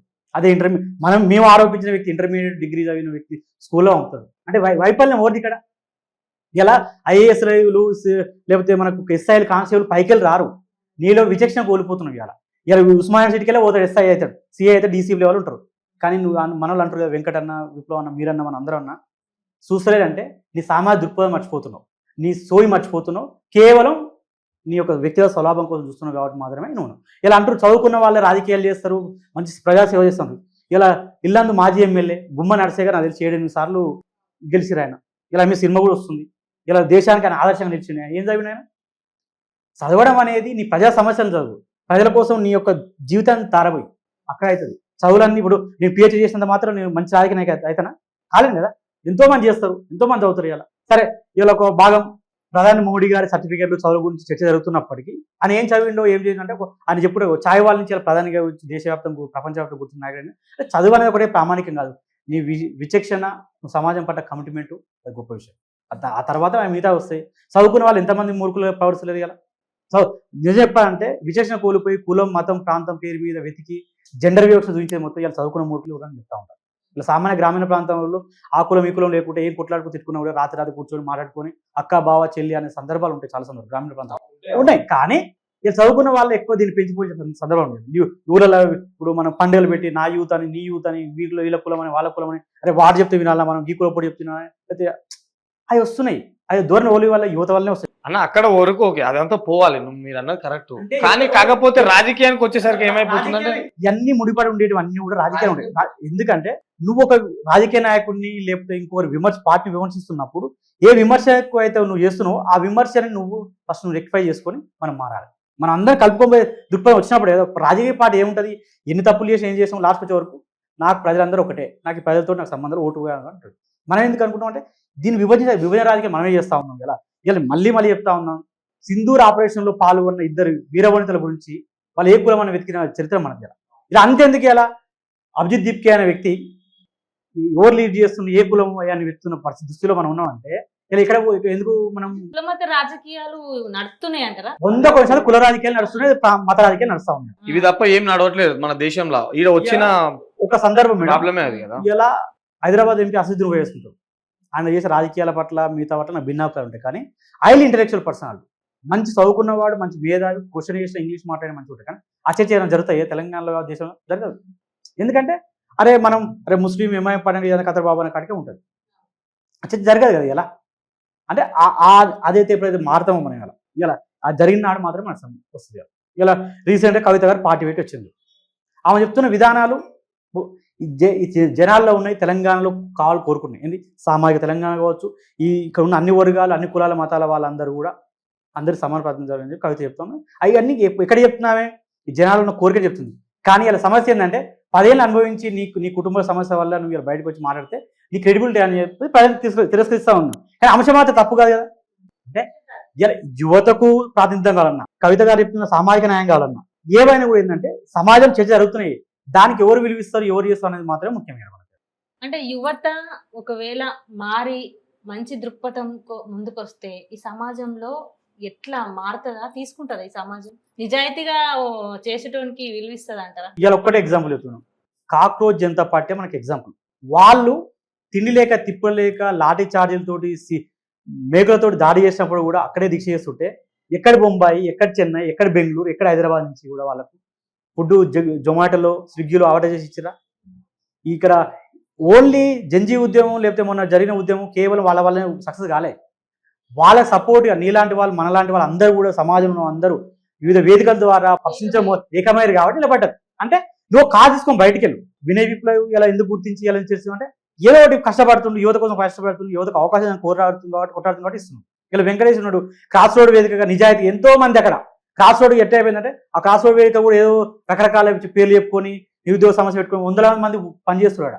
కానీ కమిటెడ్గా ఇవన్నీ కాదు, నీ రాజకీయ నా రాజకీయం కాదు, కేవలం మాకు నిరుద్యోగ సమస్యలు కావాలనుకున్న సందర్భాన్ని ఎంటబెట్టుకొని ఆయన పనిచేస్తుంది కాబట్టి ఆయన గుర్తింపు మన కోసం. యూనివర్సిటీలో కూడా నా అంటే 100 మంది ఉంటారు, అందరు లీడర్లు అవుతారు కారు. ఇలా ఒక పివి నరసింహరావుని, జార్జి రెడ్డిని, ఒక గద్దర్ని లేదా జయపాల్ రెడ్డి గారిని ఎందుకు గుర్తిస్తున్నాం అంటే అలా కాంట్రిబ్యూషన్ ఉంది కాబట్టి మనం గుర్తించాల్సింది.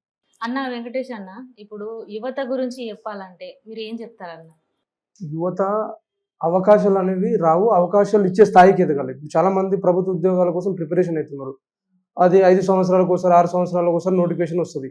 హాఫ్ మార్క్ తోటి 1 మార్క్ తోటి మిస్ అయ్యేసరికి అవకాశం పోయిందని చెప్పి బాధపడుకుంటూ ఉండకుండా ఈ మధ్యలో రీసెంట్గా ఒక సాఫ్ట్వేర్ ఇంజనీరింగ్ ఆయనకు నెలకు 20 లక్షల ఉద్యోగం మొదలుపెట్టి కోళ్ళ ఫారం చేయడానికి వచ్చిండు. వందలాది మందికి ఉద్యోగాలు ఇచ్చేటంత స్థాయికి ఎదిగిండు ఆయన. సో నేను యువకులకు ఏం చెప్తా ఉన్నా అంటే అవకాశాలు రాకపోతే అవకాశాలు ఇచ్చేటంత స్థాయికి మనం ఎదగాలి. ఇప్పుడు వినయ్ విప్లవ్ ఉన్నాడు, ఆయన నిజాయితీగా ప్రజలకు సేవ చేద్దామని చెప్పి నామినేషన్ వేసిండు. అది వినయ్ విప్లవ్ కాదు, అక్కడ ఉన్నటువంటి ప్రజలు ఆయనను మిస్ చేసుకున్నారు. ఇప్పుడు వాళ్ళకి తెలిసి వచ్చింది నెక్స్ట్ టైం ఆయనకు ప్రజెంట్ మోసపోయిండ్రు కాబట్టి వాళ్ళు నెక్స్ట్ టైం వినయ్ లాంటి వాళ్ళకి అవకాశం ఇస్తారేమో. కాబట్టి యువకులు కూడా ఒకసారి అవకాశం కోల్పోయినంత మాత్రాన అవకాశం రాలేదు అని బాధపడాల్సినటువంటి అవసరం లేదు. డెఫినెట్ గా మనం జెన్యున్ గా కొట్లాడుకుంటూ ప్రజల కోసం కొట్లాడితే నెక్స్ట్ ఒకసారి అవకాశం రాకుండా కూడా నెక్స్ట్ సారి అయినా మనకు అవకాశం ఇస్తుందని చెప్పి అంటే యువత ఖచ్చితంగా మంచి మనసుతో వస్తే ఏదైనా జరుగుతుంది కదా. అంటే దోపిడీ అనేది చేద్దాము, దోపిడీ ఆలోచన పెట్టుకుందాము అని వస్తే ఎట్లాంటి దారికి పరిణామాలు పోతాయి అనేది కూడా చెప్పాలి. అంటే ఇది చెయ్యొద్దు అని కూడా. అంటే ఇప్పుడు వాస్తవానికి చాలా మంది మొన్న జరిగినటువంటి ఎలక్షన్లో చాలా మంది యువత పోటీ చేసి కొందరు గెలిచిరు కూడా. ఇప్పుడు మొన్న జరిగినటువంటి సర్పంచ్ ఎలక్షన్లో వందలాది మంది, చాలా మంది 70% యువతనే గెలిచింది. సో వాళ్ళందరూ ఇప్పుడు చాలా మంది ఏమంటారు అంటే డబ్బు ప్రభావం ఉంటేనే గెలుస్తామని చెప్పి అనుకుంటారు. జనాల లోపల ముఖ్యంగా యువత లోపల డెఫినెట్ గా చైతన్యం వచ్చింది.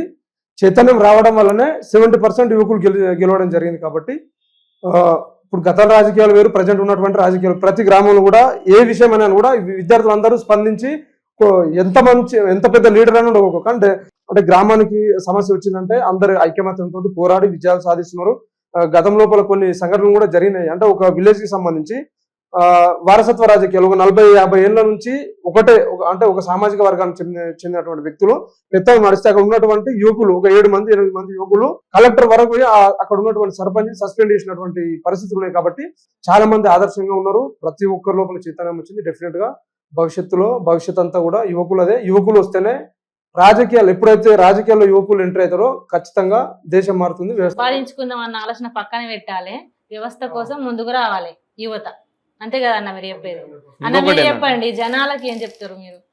ఈ రోజు ఒకప్పుడున్న జనం ఇప్పుడు లేననిపిస్తుంది. ఎందుకంటే స్వార్థంతో నిండిపోయి నీకేమొస్తుంది నాకు ఏమొస్తుంది అనే సందర్భంకి వచ్చింది. కాబట్టి ఈరోజు సామాజిక మాధ్యమాల ప్రభావం కావచ్చు, లేదా ప్రాంతీయ అక్కడ ఉన్న కుల నాయకుల ప్రభావం కావచ్చు, లేకపోతే రకరకాల కుటుంబ సమస్యలు కావచ్చు, ఏమైనా కావచ్చు, స్వార్థమైన చింతన వదిలిపెట్టాలని సందర్భం ఆసనం.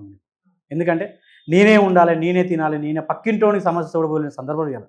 అరే వాడు ప్రమాదం వచ్చి ఉన్నా అంటే టీవీ సౌండ్ పెట్టుకొని ఇంట్లో ఉండే సందర్భం ఉంది. ఎందుకంటే ఆ సమస్య నీకు కూడా రావచ్చు కదా. రేపనాడు బయటకి రావట్లేదు. ఇలా చూస్తే మనం 8 దాటితే ఊళ్ళలో కావచ్చు, పట్టణ ప్రాంతాల్లో పోతే డోర్ పెట్టుకొని బయటకు రాని సందర్భం ఉంది కదా.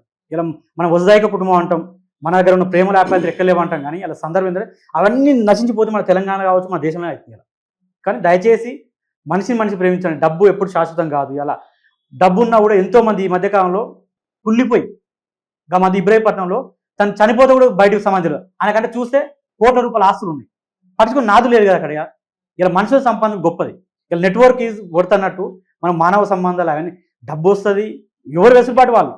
ఒక ఆయన బిర్యానీ ఒకటి ఇలా ఒక ఎగ్జాంపుల్ చెప్తాం మేడం. ఒక 5 స్టార్ హోటల్ తినడం గొప్ప అనుకున్నారు. ఇలా 5 స్టార్ హోటల్ తినే వాళ్ళు ఎలా అవుతుంది? ఇలా రోడేముడి పోతున్న అక్కడ ఏమంటే మనకు 100 రోజుల భోజనం కాడికి వచ్చి అంటే ఎప్పటి శాశ్వతం కావు. మనిషి ఒకటి శాశ్వతం కాబట్టి, మానవ సంబంధాలు ఒకటి శాశ్వతం కాబట్టి మనిషిని ప్రేమించే ప్రయత్నం చేద్దాం. మన కలిసిమెలిసి బతకమే సమాజానికి గొప్పలు. ఇప్పుడు రాజకీయం గురించి కూడా ప్రస్తావన వచ్చింది కాబట్టి ఓటర్లకు ఏం చెప్తారన్న? ఇప్పుడు ఓటు వేయాలంటే ఎలాంటి నాయకుడిని నమ్మాలని మీరు చెప్తారు? అది వాస్తవానికి ఇప్పుడు గ్రామాల్లో ఏమైపోయిందంటే ఇద్దరే, ఇప్పుడు ఆయన పోటీ చేస్తాడు, ఈయన పోటీ చేస్తాడు. ఆయన మోసం చేసిండని వీళ్ళకి వేస్తారు, ఈయన 5 ఏళ్ళు మోసం చేసిండని ఆయన 3 సార్లు తిరిగే వరకు ఆయన జీవితం అంతా అయిపోతుంది. సో గ్రామాల్లో ఉన్నటువంటి ఓటర్లు ఎవరైతే ఉంటారో వాళ్ళు ఇప్పటికైనా కూడా డబ్బు అది ఇది ప్రలోభాలకు లొంగకుండా, మీరు ఇప్పుడు ఇచ్చేవాడు ఇస్తాడు, చాలా ఇస్తారు. చాలా మంది ఏమంటారు అంటే మీరు కరెక్ట్ మీరు ఓట్లు వేసినట్టు ఇటువంటి పరిస్థితి ఉండదు అని అంటారు. ఇప్పుడు లంచం ఇచ్చేటోంది ఎంత తప్పో తీసుకున్నది కూడా అంతే తప్పు. కాబట్టి గ్రామాల్లో ప్రలోభాలకు లొంగకుండా నిజాయితీ కష్టపడేటువంటి వ్యక్తులకు, నిజాయితీగా ప్రజాసేవ చేసేటటువంటి వ్యక్తులకు ఓట్లు వేసినప్పుడే మనం బాగుపడతాం. మనతో పాటు మన గ్రామం కానీ, మన మండలం కానీ, మన దేశం బాగుపడతా ఉంది. ఇప్పుడు ఎక్కడైనా చూసుకోండి, తెలంగాణలో గత ప్రభుత్వం మోసం చేసిందని ఈ ప్రభుత్వాన్ని తీసుకొస్తే ఈ ప్రభుత్వం కూడా అదే మోసం చేస్తుంది, మళ్ళీ ఆ ప్రభుత్వానికి పోతున్నటువంటి పరిస్థితి ఉంది చాలా మంది. కాబట్టి ఇప్పుడు ఈ తరుణంలో ఖచ్చితంగా కొత్త వాళ్ళకంటే డెఫినెట్గా రాజకీయాల్లో యువతనే రావాలి. యువత వస్తేనే రాజకీయాలు దేశంలో కానీ రాజకీయాల్లో కానీ మార్పు వస్తుంది. కాబట్టి యువతనే మెయిన్ దారి, యువతనే మార్చగలగాలి. అసలు మన చరిత్ర చెప్పుకుంటే తీరేది అని అంటారు కానీ దాన్ని చెప్పే తీరుగా వేస్తలేరు. అంటే అంత నాశనం పట్టిస్తారు, భ్రష్టు పట్టిస్తారు అని. యువత ఇంకా ఏమి చేంజ్ చేసుకుంటే, ఏం మార్చుకుంటే ఇది జరుగుతుంది, చరిత్ర కాపాడుకుంటాం. దీంట్లో యువత వైఫల్యం కూడా అని చెప్పలేము మేడం. ఈ తెలంగాణలో చూసుకున్న మెజార్టీగా సామాన్య కుటుంబం చెందిన వాళ్ళు యువత, చదువుకుంటున్న వాళ్ళు, లేదా ఉద్యోగాలు ప్రిపేర్ అవుతున్న వాళ్ళు, మెజార్టీగా 80% వరకు సామాన్య కుటుంబం వాళ్ళు ఉద్యోగాల మీద ఆధారపడేవాళ్ళు. ఎందుకంటే ఇక్కడ భూమి ఉండదు, వాళ్ళకు ఏమున్నా కూడా చదివే ఆయుధంగా, చదువు ద్వారా మేము ఏదైనా సాధిస్తాం, ఉద్యోగం వస్తే మా కుటుంబం నిలబడుతున్న సందర్భాల్లో రాజకీయాలు అంటే మనకు అవసరమా, రాజకీయం మనం చేయలేం కదా. ఇంకోటి ఏం విషయం ఏంటంటే, రాజకీయం అంటే నా ఉద్దేశం మాత్రం పోటీ చేయడమే కాదు. పోటీ చేయడము, ఎమ్మెల్యే గెలవడం, ఎంపీ గెలవడం, సర్పంచ్ గెలవడం కాదు. రాజకీయాలని పార్టిసిపేషన్ ఉండాలి. రాజకీయ పార్టీ ఎన్నుకొని ప్రతి రాజకీయ పార్టీ మేడం ఆయా పార్టీ మేనిఫెస్టోలు కావచ్చు, పార్టీ విధానాలు ప్రజాసేవ చేస్తానికే ఉంటారు. పార్టీ సేవలో ఉండు, లేదా ఒక సందర్భం వస్తే నీకు అవకాశం వస్తుంది. కానీ ఒక నియోజకవర్గంలో మీ ముగ్గురమే ఉన్నాం, మా ముగ్గురు ఒక నియోజకవర్గం అనుకున్నాం, మీ ముగ్గురం పోటీ చేయగలుగుతామా? మంచి మిత్రులం, మంచి ఆలోచన పడలేం, మేమే ముగ్గురం ఇలా ఎవరెవరు గెలుస్తారు ఇలా. కానీ నీ సమాజ సేవలో వెనుక పోకూడదు. రాజకీయాలు అంటే గెలిపోవటంలే సమస్య కాదు, గెలుచుకోవడం కాదు, మళ్ళీ పోటీ చేయాలని కూడా ఉండొద్దు. ఇదొకటి ఉంది. ఇప్పుడు మీరు ముగ్గురే చేస్తే అంటే ఈ ఒక్కరు గెలిచినా మళ్ళీ ఏగోలకు పోతారు, కోపాలకు పోతారు, తాపాలకు పోతారు. అదే అంటే మేడం, వాస్తవానికి యువత మారాల్సిన అవసరం లేదు, మార్చాల్సినటువంటి అవసరం. ఎగ్జాక్ట్లీ. ఎందుకంటే ఇప్పుడు ఒకరొకరు 100-200 క్రిమినల్ కేసులు ఉన్నటువంటి వ్యక్తులు ఎమ్మెల్యేలు అవుతారు. సో పీజీలు, పిహెచ్డీలు ప్రతి దాని మీద సంపూర్ణ అవగాహన ఉన్నటువంటి వ్యక్తులు, నిరుద్యోగులు, విద్యార్థులు వాళ్ళు మాత్రం వెనకాలబడిపోతున్నారు. కాబట్టి మేము ఆల్రెడీ మారే ఉన్నాం. కాబట్టి వ్యవస్థను మార్చాలి. వ్యవస్థను మార్చడానికి ఈరోజు ఇక్కడ ఉన్నటువంటి యువత కానీ, జెన్జీ కానీ వాళ్ళందరూ ఏకమై వ్యవస్థను మార్చడానికే. అంటే యువత మారింది, వ్యవస్థను మీరు మార్చాలి. అంటే దీంట్లో సమస్య అవుతుంది మేడం.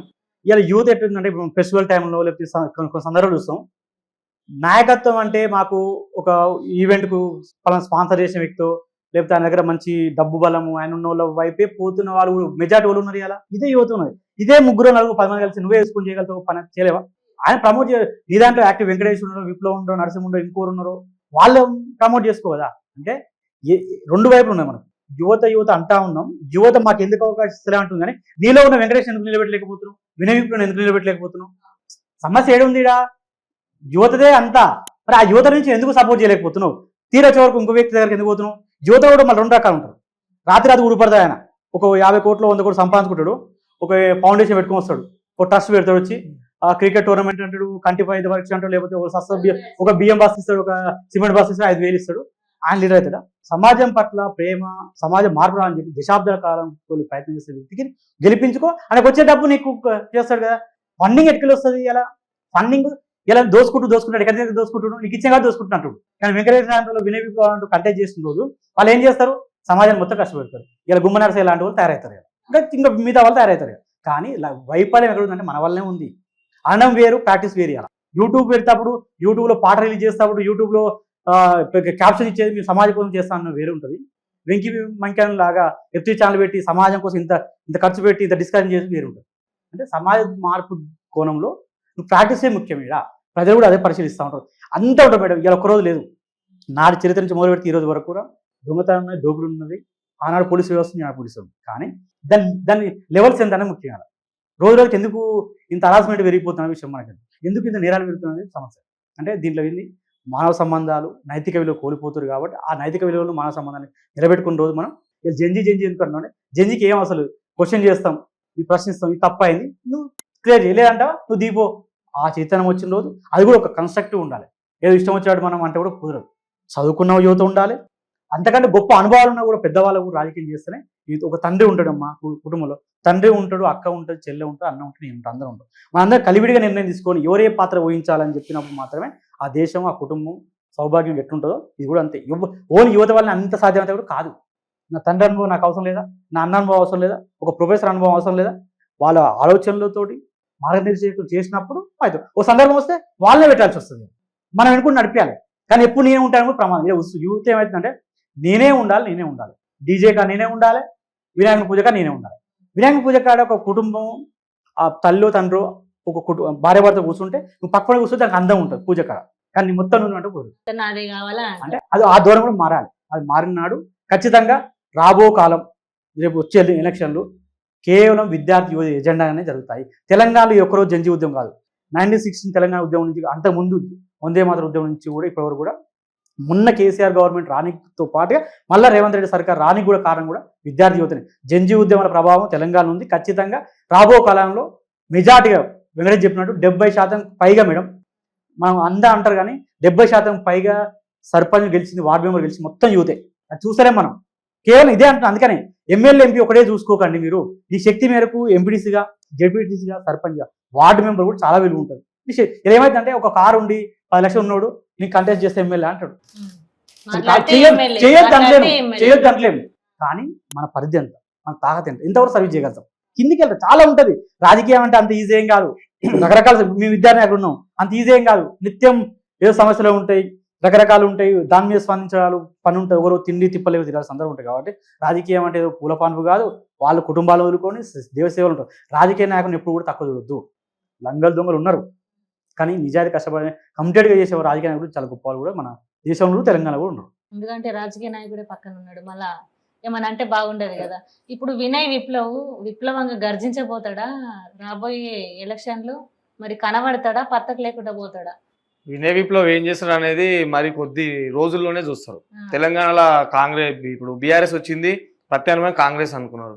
మళ్ళీ ఏమనుకుంటున్నారు జనాలు, మళ్ళీ కేసీఆర్ రావాలనుకుంటారు. ఎందుకు వస్తాడు కేసీఆర్? మస్తుగా మాట్లాడతారు. ఇప్పుడు ప్రత్యామ్నాయం ఏంది? జంజిలాగా ఇప్పుడు మరొక యూత్ పార్టీ తీసుకురాబోతున్నా.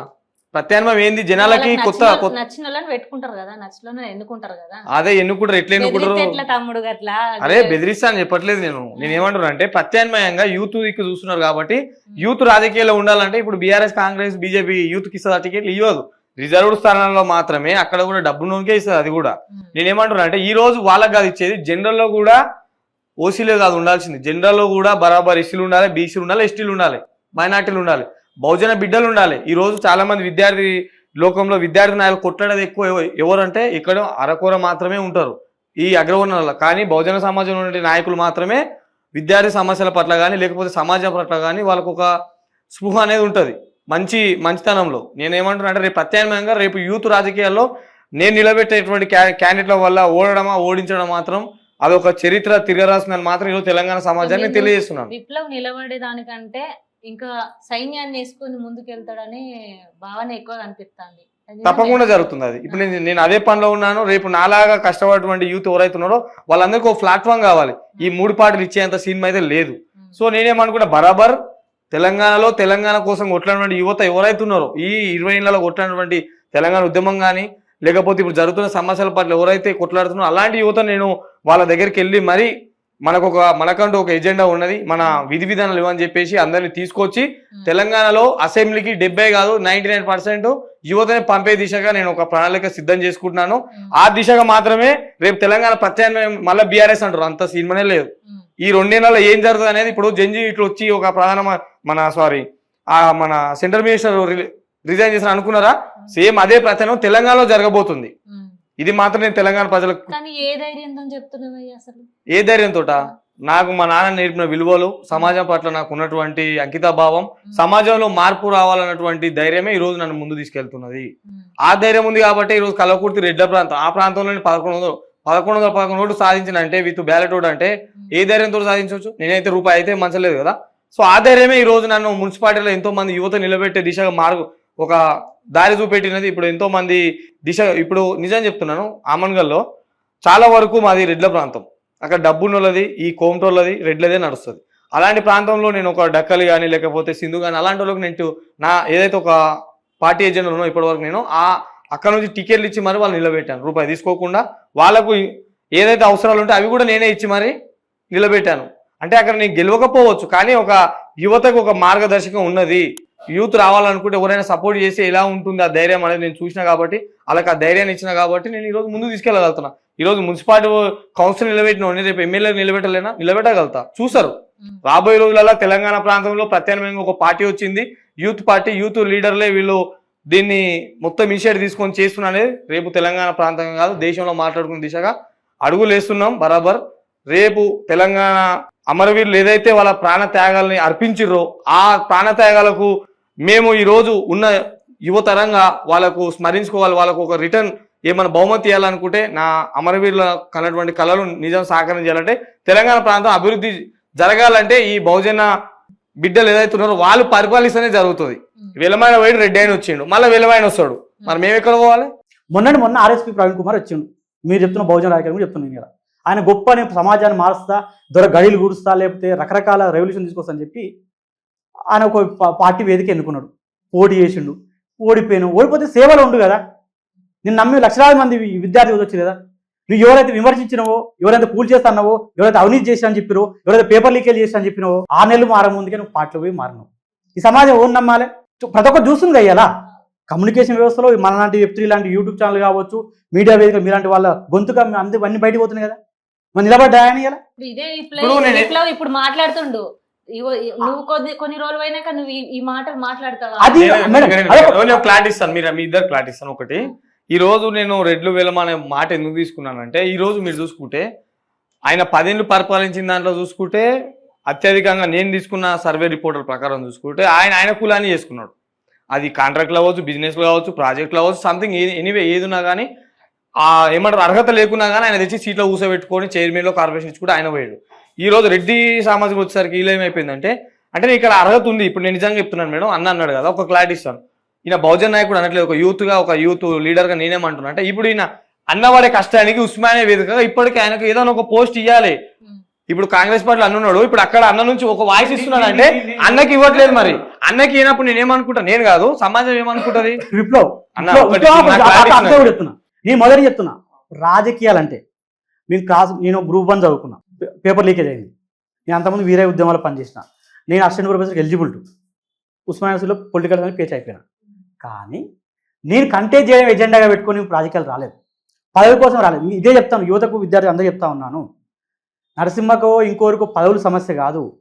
నువ్వు రాజకీయ ప్రయాణం ఉండు, నువ్వు ఒక వేదిక ఎన్నుకున్నా, ఆ పార్టీ ప్రయాణం చేస్తా ఉన్నా, ఆ సిద్ధాంతం కట్టుబడి పనిచేస్తా ఉన్నా, ఓ టైం వచ్చినప్పుడు చేరాల్సిన గమ్యం చేరాల్సిన లక్ష్యం చేరుతాం కాబట్టి నేను ఒక నాయకుని వెనుక నడుస్తా ఉన్నాను, ఆ నాయకుడు నాకు నమ్మకం ఉంటే ఒక పార్టీ లైన్ నడుస్తూ ఉంటే పోతాను. కానీ ఇక్కడ ఏంది పదవుల కోసమే పదవులు వస్తాయంటే వస్తాయి, మనం ఒక వేదికని బిల్డ్ చేసుకుని పోతలేమని అంటా ఉన్నాను. ఎన్ని సంవత్సరాలు కావచ్చు రావచ్చు.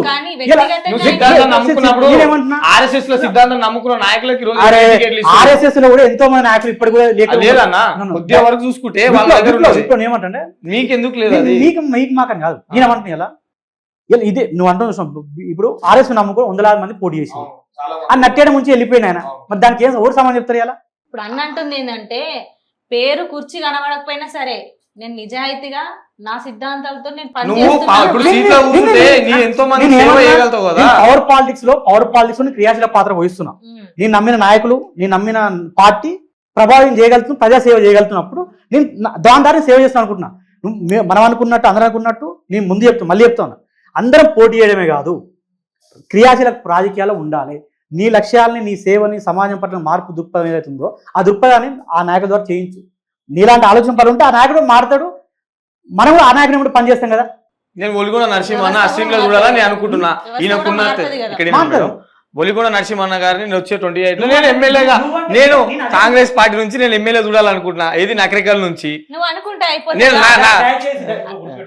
ఇది అనుకోవడాలు ఇవన్నీ కాదు. నేను మళ్ళీ చెప్తున్నా, దయచేసి ఎవరైనా రాజకీయాలు కొన్ని లక్ష్యాలు ఉంటాయి, కొన్ని త్యాగాలు ఉంటాయి, కొన్ని కోల్పోవాలు ఉంటాయి. అవి కోల్పోని రోజులు చేయని రోజులు మనం ఏం చేయలేము. ఎమ్మెల్యే కూర్చొని మనం ప్రెస్ మీట్లు పెట్టి లేకపోతే వేదికల ద్వారా మాట్లాడితే రాజకీయాలు ఖచ్చితంగా గ్రౌండ్లో ఉండాలి. ఎమ్మెల్యే ఎంపీలు అంతకన్నా గొప్ప పనులు చాలా పనులు ఉంటాయి. బ్యాక్ ఎలా ఎంతమంది అయితే చెప్పండి మేడం, అంతకన్నా ఎక్కువ మెకానిజం పనిచేయదా? నీ లక్ష్యం కోసం, నువ్వు అనుకున్న సమాజ మార్పు కోసం ఒక పార్టీ రాబోయే రోజుల్లో అన్న నీవు ఏ ఊర్రా నీది అని అడిగేదానికంటే ఏ కులం రా నీది అని అడుగుతారేమో, అదే జరుగుతున్నది. అలా అవును మరి జరుగుతుంది. ఇప్పుడు అదే జరుగుతున్నది కదా. నేను కులంతో రాజకీయం చేయాలని నేను చెప్పట్లే. నేను అనేది ఏంటంటే ప్రత్యామ్నాయంగా ఇప్పుడు మీరు యువకులమే ఉన్నది మీరు అన్నట్టు కాదు, నేను అనుకుంటున్నా, నా మనసు కూడా అదే ఉన్నది. కాకపోతే ఇక్కడ ఏమైపోతుందంటే ఇక్కడ ఊర్లలో మొన్న చూసుకుంటే ఎలక్షన్ లో చూసుకుంటే వెలమైన వచ్చిండు, మనం ఎందుకు ఉండదు, మనం రెడ్లం అని చెప్పేసి నా తొడలు కొట్టిండు రేవంత్ రెడ్డి అన్న. నేనేమో విమర్శించడానికి అనట్లేదు, మీరు మళ్ళా ఫీల్ అవ్వదు. మీరు రేవంత్ రెడ్డి గారు ప్రస్తావన తీసుకోండి. మనం మీడియా కథనాలు కావచ్చు, లేకపోతే రకరకాల వేదికలతో చూసాం. రేవంత్ రెడ్డిని తన సామాజిక వర్గం వాళ్ళు కూడా అడ్డుకున్నారని చెప్పి యూట్యూబ్ ఛానల్ విన్నాం కదా మనం. అంటే ఇక్కడ ఎవ్వరు ఏముండదు, ఎక్కడైనా వైరుధ్యాలు ఉంటాయి, వర్గ పోరాటం ఉంటుంది, లేకపోతే నేను తొక్కలు నాకు తొక్కలు నినుకుంటుంది, లేకపోతే ఇంకో సమస్య ఉంటుంది. కానీ నువ్వు ఎన్నుకున్న మార్గం, నువ్వు ఎన్నుకున్న పార్టీ, నువ్వు ఎన్నుకున్న లక్ష్యం, నువ్వు ప్రజల కోసం ఎంత కౌంటెడ్ పనిచేసావు అనేది అల్టిమేట్గా. రేవంత్ రెడ్డి ఇంత షార్ట్ టైంలో సీఎం అయితే అనుకోరు ఎవరన్నా? కాదు కదా. ఆయన ఏం చేసిండు? ప్రజల కోసం పనిచేసిండు. ఒక పార్టీ ఆ ప్రజలకు అనుసంధానంగా ఫైట్ చేయగలిగిన పార్టీ ఏదనుకుంటే ఓపిక పట్టిండు. ఒక పార్టీ అనుకున్నా ఓపిక పట్టిండు. ఓపిక పట్టినాక ఎక్కినాక ఏం చేస్తుండు? ఎక్కినాక ఆయన ఇచ్చినటువంటి ఆయన నమ్మే కదా కాంగ్రెస్ పార్టీ నుంచి చేయలే ఇక్కడ ఓట్లు.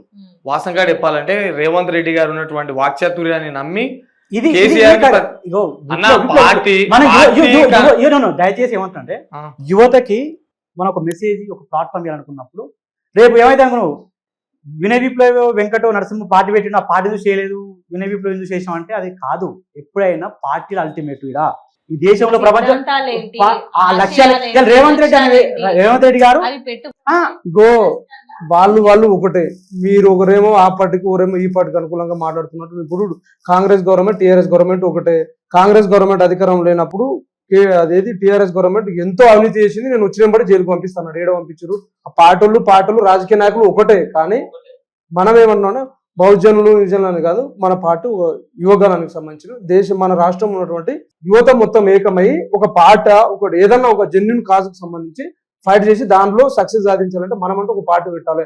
ఇప్పుడు టీఆర్ఎస్ కు కొందరు, కాంగ్రెస్ కొందరు, బీజేపీ కొందరు వేస్తే లాస్ట్ కి అంతిమంగా వాళ్ళందరూ ఒకటే. ఇప్పుడు ఈయన గెలిచిన ఆయనకు రావాల్సినటువంటి కాంట్రాక్ట్లు ఆయనకు వస్తాయి, గెలిచిన తర్వాత ఈయనకు రావాల్సిన ఈయనకు వస్తాయి. చెప్పింది దాంట్లో నాయకుడు ముఖ్యము, పార్టీలు అవి కాదు. ఇప్పుడు ఎవరైనా బహుజన వాదం ఎత్తుకొని బహుజనుల పేరు చెప్పుకొని దిగుతున్నారు, పార్టీలు జెండాలు పెట్టుకొని బహుజనుల పేరు చెప్పుకొని దిగుతున్నారు. కానీ ఆ బహుజనులే కొంచెం మేల్కో. ఏమైతుందంటే చెప్తున్నా చైతన్యం ఉంది మేడం. నేను ఇప్పుడే చెప్తున్నా, ఇలా ఈ పదం వాడుతున్నాం, ఆ పదం వాడుతున్నాం, ఆ సమాజంలో, ఆ సమూహాల్లో చైతన్యం ఉంది. నడిపించే నాయకుడు మోసం చేస్తా పోతుంది కాబట్టి జనాల్లో చైతన్యం వచ్చింది. ఇప్పుడు లీడర్లు, ఇప్పుడు వినయ్ విప్లవ్ ఉన్నాడు, కొన్ని రోజులు అయిన తర్వాత ఆయన టీఆర్ఎస్ నుంచి కంటెస్ట్ చేయొచ్చేమో, అది మైండ్ లో జరిగింది అన్నట్టు. ఎవరు నమ్మే పరిస్థితులు లేరు కాబట్టి జనాలు కూడా ఇక ఎవరు ఇస్తున్నారు అనే ఉద్దేశంతో అట్లా వస్తున్నారు. నిజంగా ఎవరైనా ఒక లీడర్ అనే వ్యక్తి, ఇప్పుడు ఆర్ఎస్ ప్రవీణ్ కుమార్ గతం లోపల చాలా ఆరోపణలు చేసినటువంటి ఈ వ్యక్తి, ఆయనని ప్రతి సమస్య మీద కొట్లాడేటువంటి వ్యక్తిని చాలా మంది నమ్మిర్రు. చివరికి ఆయన ఏదైతే పార్టీ మీద ఆరోపణ చేసినా అదే పార్టీలో కండువ కప్పుకొని గులాంగిరి చేస్తున్నటువంటి పరిస్థితిలో అటువంటి మేధావులు లొంగిపోతున్నటువంటి పరిస్థితి ఇప్పుడు ఉంది. ఇప్పుడు ఎవరు నమ్మాలి? మరి యువకులైనా, ప్రజలైనా, ఎవరైనా కూడా ఎవరు నమ్మాలి? ఎవరు నమ్మనటువంటి పరిస్థితిలో. సరే కానీ తమ్ముళ్ళు, అంత మంచిగా ఉంది ముచ్చట. ఇంటనైతే నంబరే కనిపిస్తుంది. మీ సిద్ధాంతాలు, మీ ఆశయాలు మంచిగా ఉన్నాయి. మీరు నిజంగా రాజకీయాల్లోకి వస్తే గనక ఇదే సిద్ధాంతంతో ఉంటారా లేక మారిపోతారా? ఇది నేను అడిగే ప్రశ్న కాదు అసలు.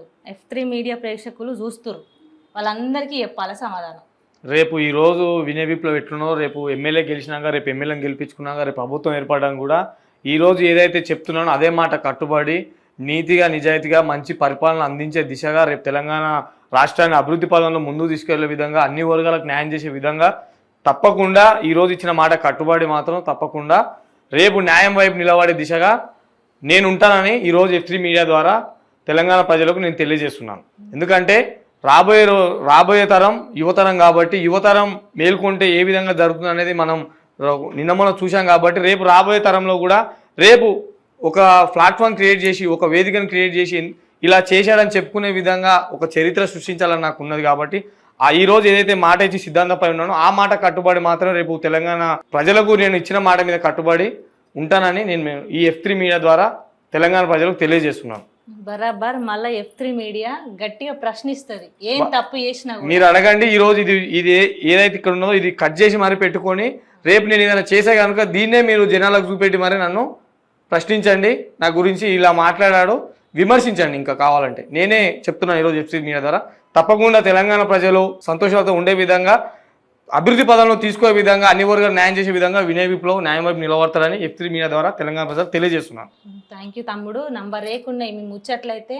మీరు ఈరోజు వచ్చి మంచి ఆశయాలు, మంచి సిద్ధాంతాలు, మంచి ఆలోచన భావాలు ఉన్నాయి. ఇవన్నీ కూడా జనాలకు తీసుకెళ్లాలా, మంచిగా ఎదగాల, రాజకీయ పరంగా ముందుకెళ్లాలా, వ్యవస్థను మార్చాలా. F3 మీడియా ప్రేక్షకులు అదే కోరుకుంటారు. తప్పకుండా. మీకు చాలా ధన్యవాదాలు. వచ్చి మరి ఇంత సమయాన్ని మాకు ఇచ్చినందుకు చాలా చాలా ధన్యవాదాలు. Thank you. ఈ F3 మీడియా ద్వారా మీరే సమాజ మార్పు కోసం, సమాజ మార్పు కోసం, అసమానత వ్యతిరేకంగా commercial YouTube channel, commercial media హౌజులు ఉన్న సందర్భంలో F3 మీడియా ఛానల్ పెట్టి చైర్మన్ ఉన్నటువంటి వెంకీ అన్న గారు కావచ్చు, దీంట్లో ఎలాంటి లాభాపేక్ష లేకుండా పనిచేసిన మీరు కావచ్చు, ఎంటైర్ టెక్నికల్ టీం కావచ్చు, ఏ లక్ష్యంతో, ఏ ఆశయం కోసం అయితే మాలాంటి వాళ్ళని మరెంతో మందిని కూర్చోబెట్టి సమాజం కోసం, సేవ కోసం, లేకపోతే చైతన్యం కోసం ఏదైతే నమ్మి తీసుకొస్తున్నారో, మీ నమ్మకం మీ మీద, మా నమ్మకం అయితే మా మీద మా నమ్మకం కూడా అంతే. ఖచ్చితంగా మనందరం కలిసి ఈ పొల్యూషన్ అయ్యి, ఈ అవినీతి కుళ్ళుతో కూడుకున్న సమాజాన్ని, ఈ వ్యవస్థను మార్చే క్రమంలో మనం అందరం ఎప్పుడు భవిష్యత్తు అందరం కలిసి పనిచేస్తాం. ఖచ్చితంగా 100కు 1000% ఇప్పుడు ఎలా ఉన్నామో భవిష్యత్తు కూడా మేము అలానే ఉంటాం. థ్యాంక్ యూ అన్న. థ్యాంక్ యూ సో మచ్ అన్న. మీరు కూడా సమాజంలో మార్పు రావాలి, ఖచ్చితంగా యువత మార్పు తేవాలి అనే ఉద్దేశంతో F3 మీడియా నిజంగా అంటే విద్యార్థులందరినీ కూర్చొని ఇంటర్వ్యూ చేయడం నిజంగా చాలా కృతజ్ఞతలు తెలుపుకుంటూ, డెఫినెట్గా F3 మీడియాను చూసి ఇంకా మిగిలిన ఛానళ్ళు కూడా సమాజ మార్పుగా కృషి చేయాలని చెప్పి కోరుకుంటాం. థ్యాంక్ యూ అన్న. Thank you so much. తమ్ముడు ఇంత మంచిగా మాట్లాడుతున్నావు కదా, నిజంగా మీ దగ్గర మంచి చైతన్య భావాలు ఉన్నాయి. ఒకవేళ అవకాశం ఇస్తే మా F3 మీడియాలో చెప్పడానికి, అంటే జనాలకి నీ నుంచి నీ వాయిస్ అందించనీకి మరి రాగలుగుతావా? అంటే ఇలా రిపోర్టర్ గానా, యాంకర్ గానా? యాంకర్ గా కావచ్చు, అంటే నీ నుంచి సబ్జెక్టు యువతకి వెళ్తుంది కదా మంచిగా. ఓకే, ఆలోచించి చెప్తాను, ఇప్పుడే చెప్పడానికి లేదు. కానీ తప్పకుండా మీలాంటి మీడియా తోటి పనిచేయడానికి మాత్రం నేనైతే ఇంట్రెస్ట్గానే ఉన్నాను. కాకపోతే రాను రోజులలో ఆలోచించి నిర్ణయం తీసుకొని చెప్తాను. అంటే వచ్చి 2 ముచ్చట్లు చెప్తే మా యువత కూడా చూస్తుంది కదా. తప్పకుండా అలాంటి రోజు వస్తే కనుక, ఒకవేళ అన్ని సర్దుబాటు అయితే తప్పకుండా వర్క్ చేయడానికి రెడీగా ఉంటాను. యువత కోసం F3 మీడియా వేదిక ఎప్పుడు ఓపెన్ గానే ఉంటది. తప్పకుండా మీరు అలాంటి సపోర్ట్ ఇచ్చినప్పుడు డెఫినెట్లీ నేను ఆలోచించి నిర్ణయం తీసుకొని చెప్తాను. తప్పకుండా.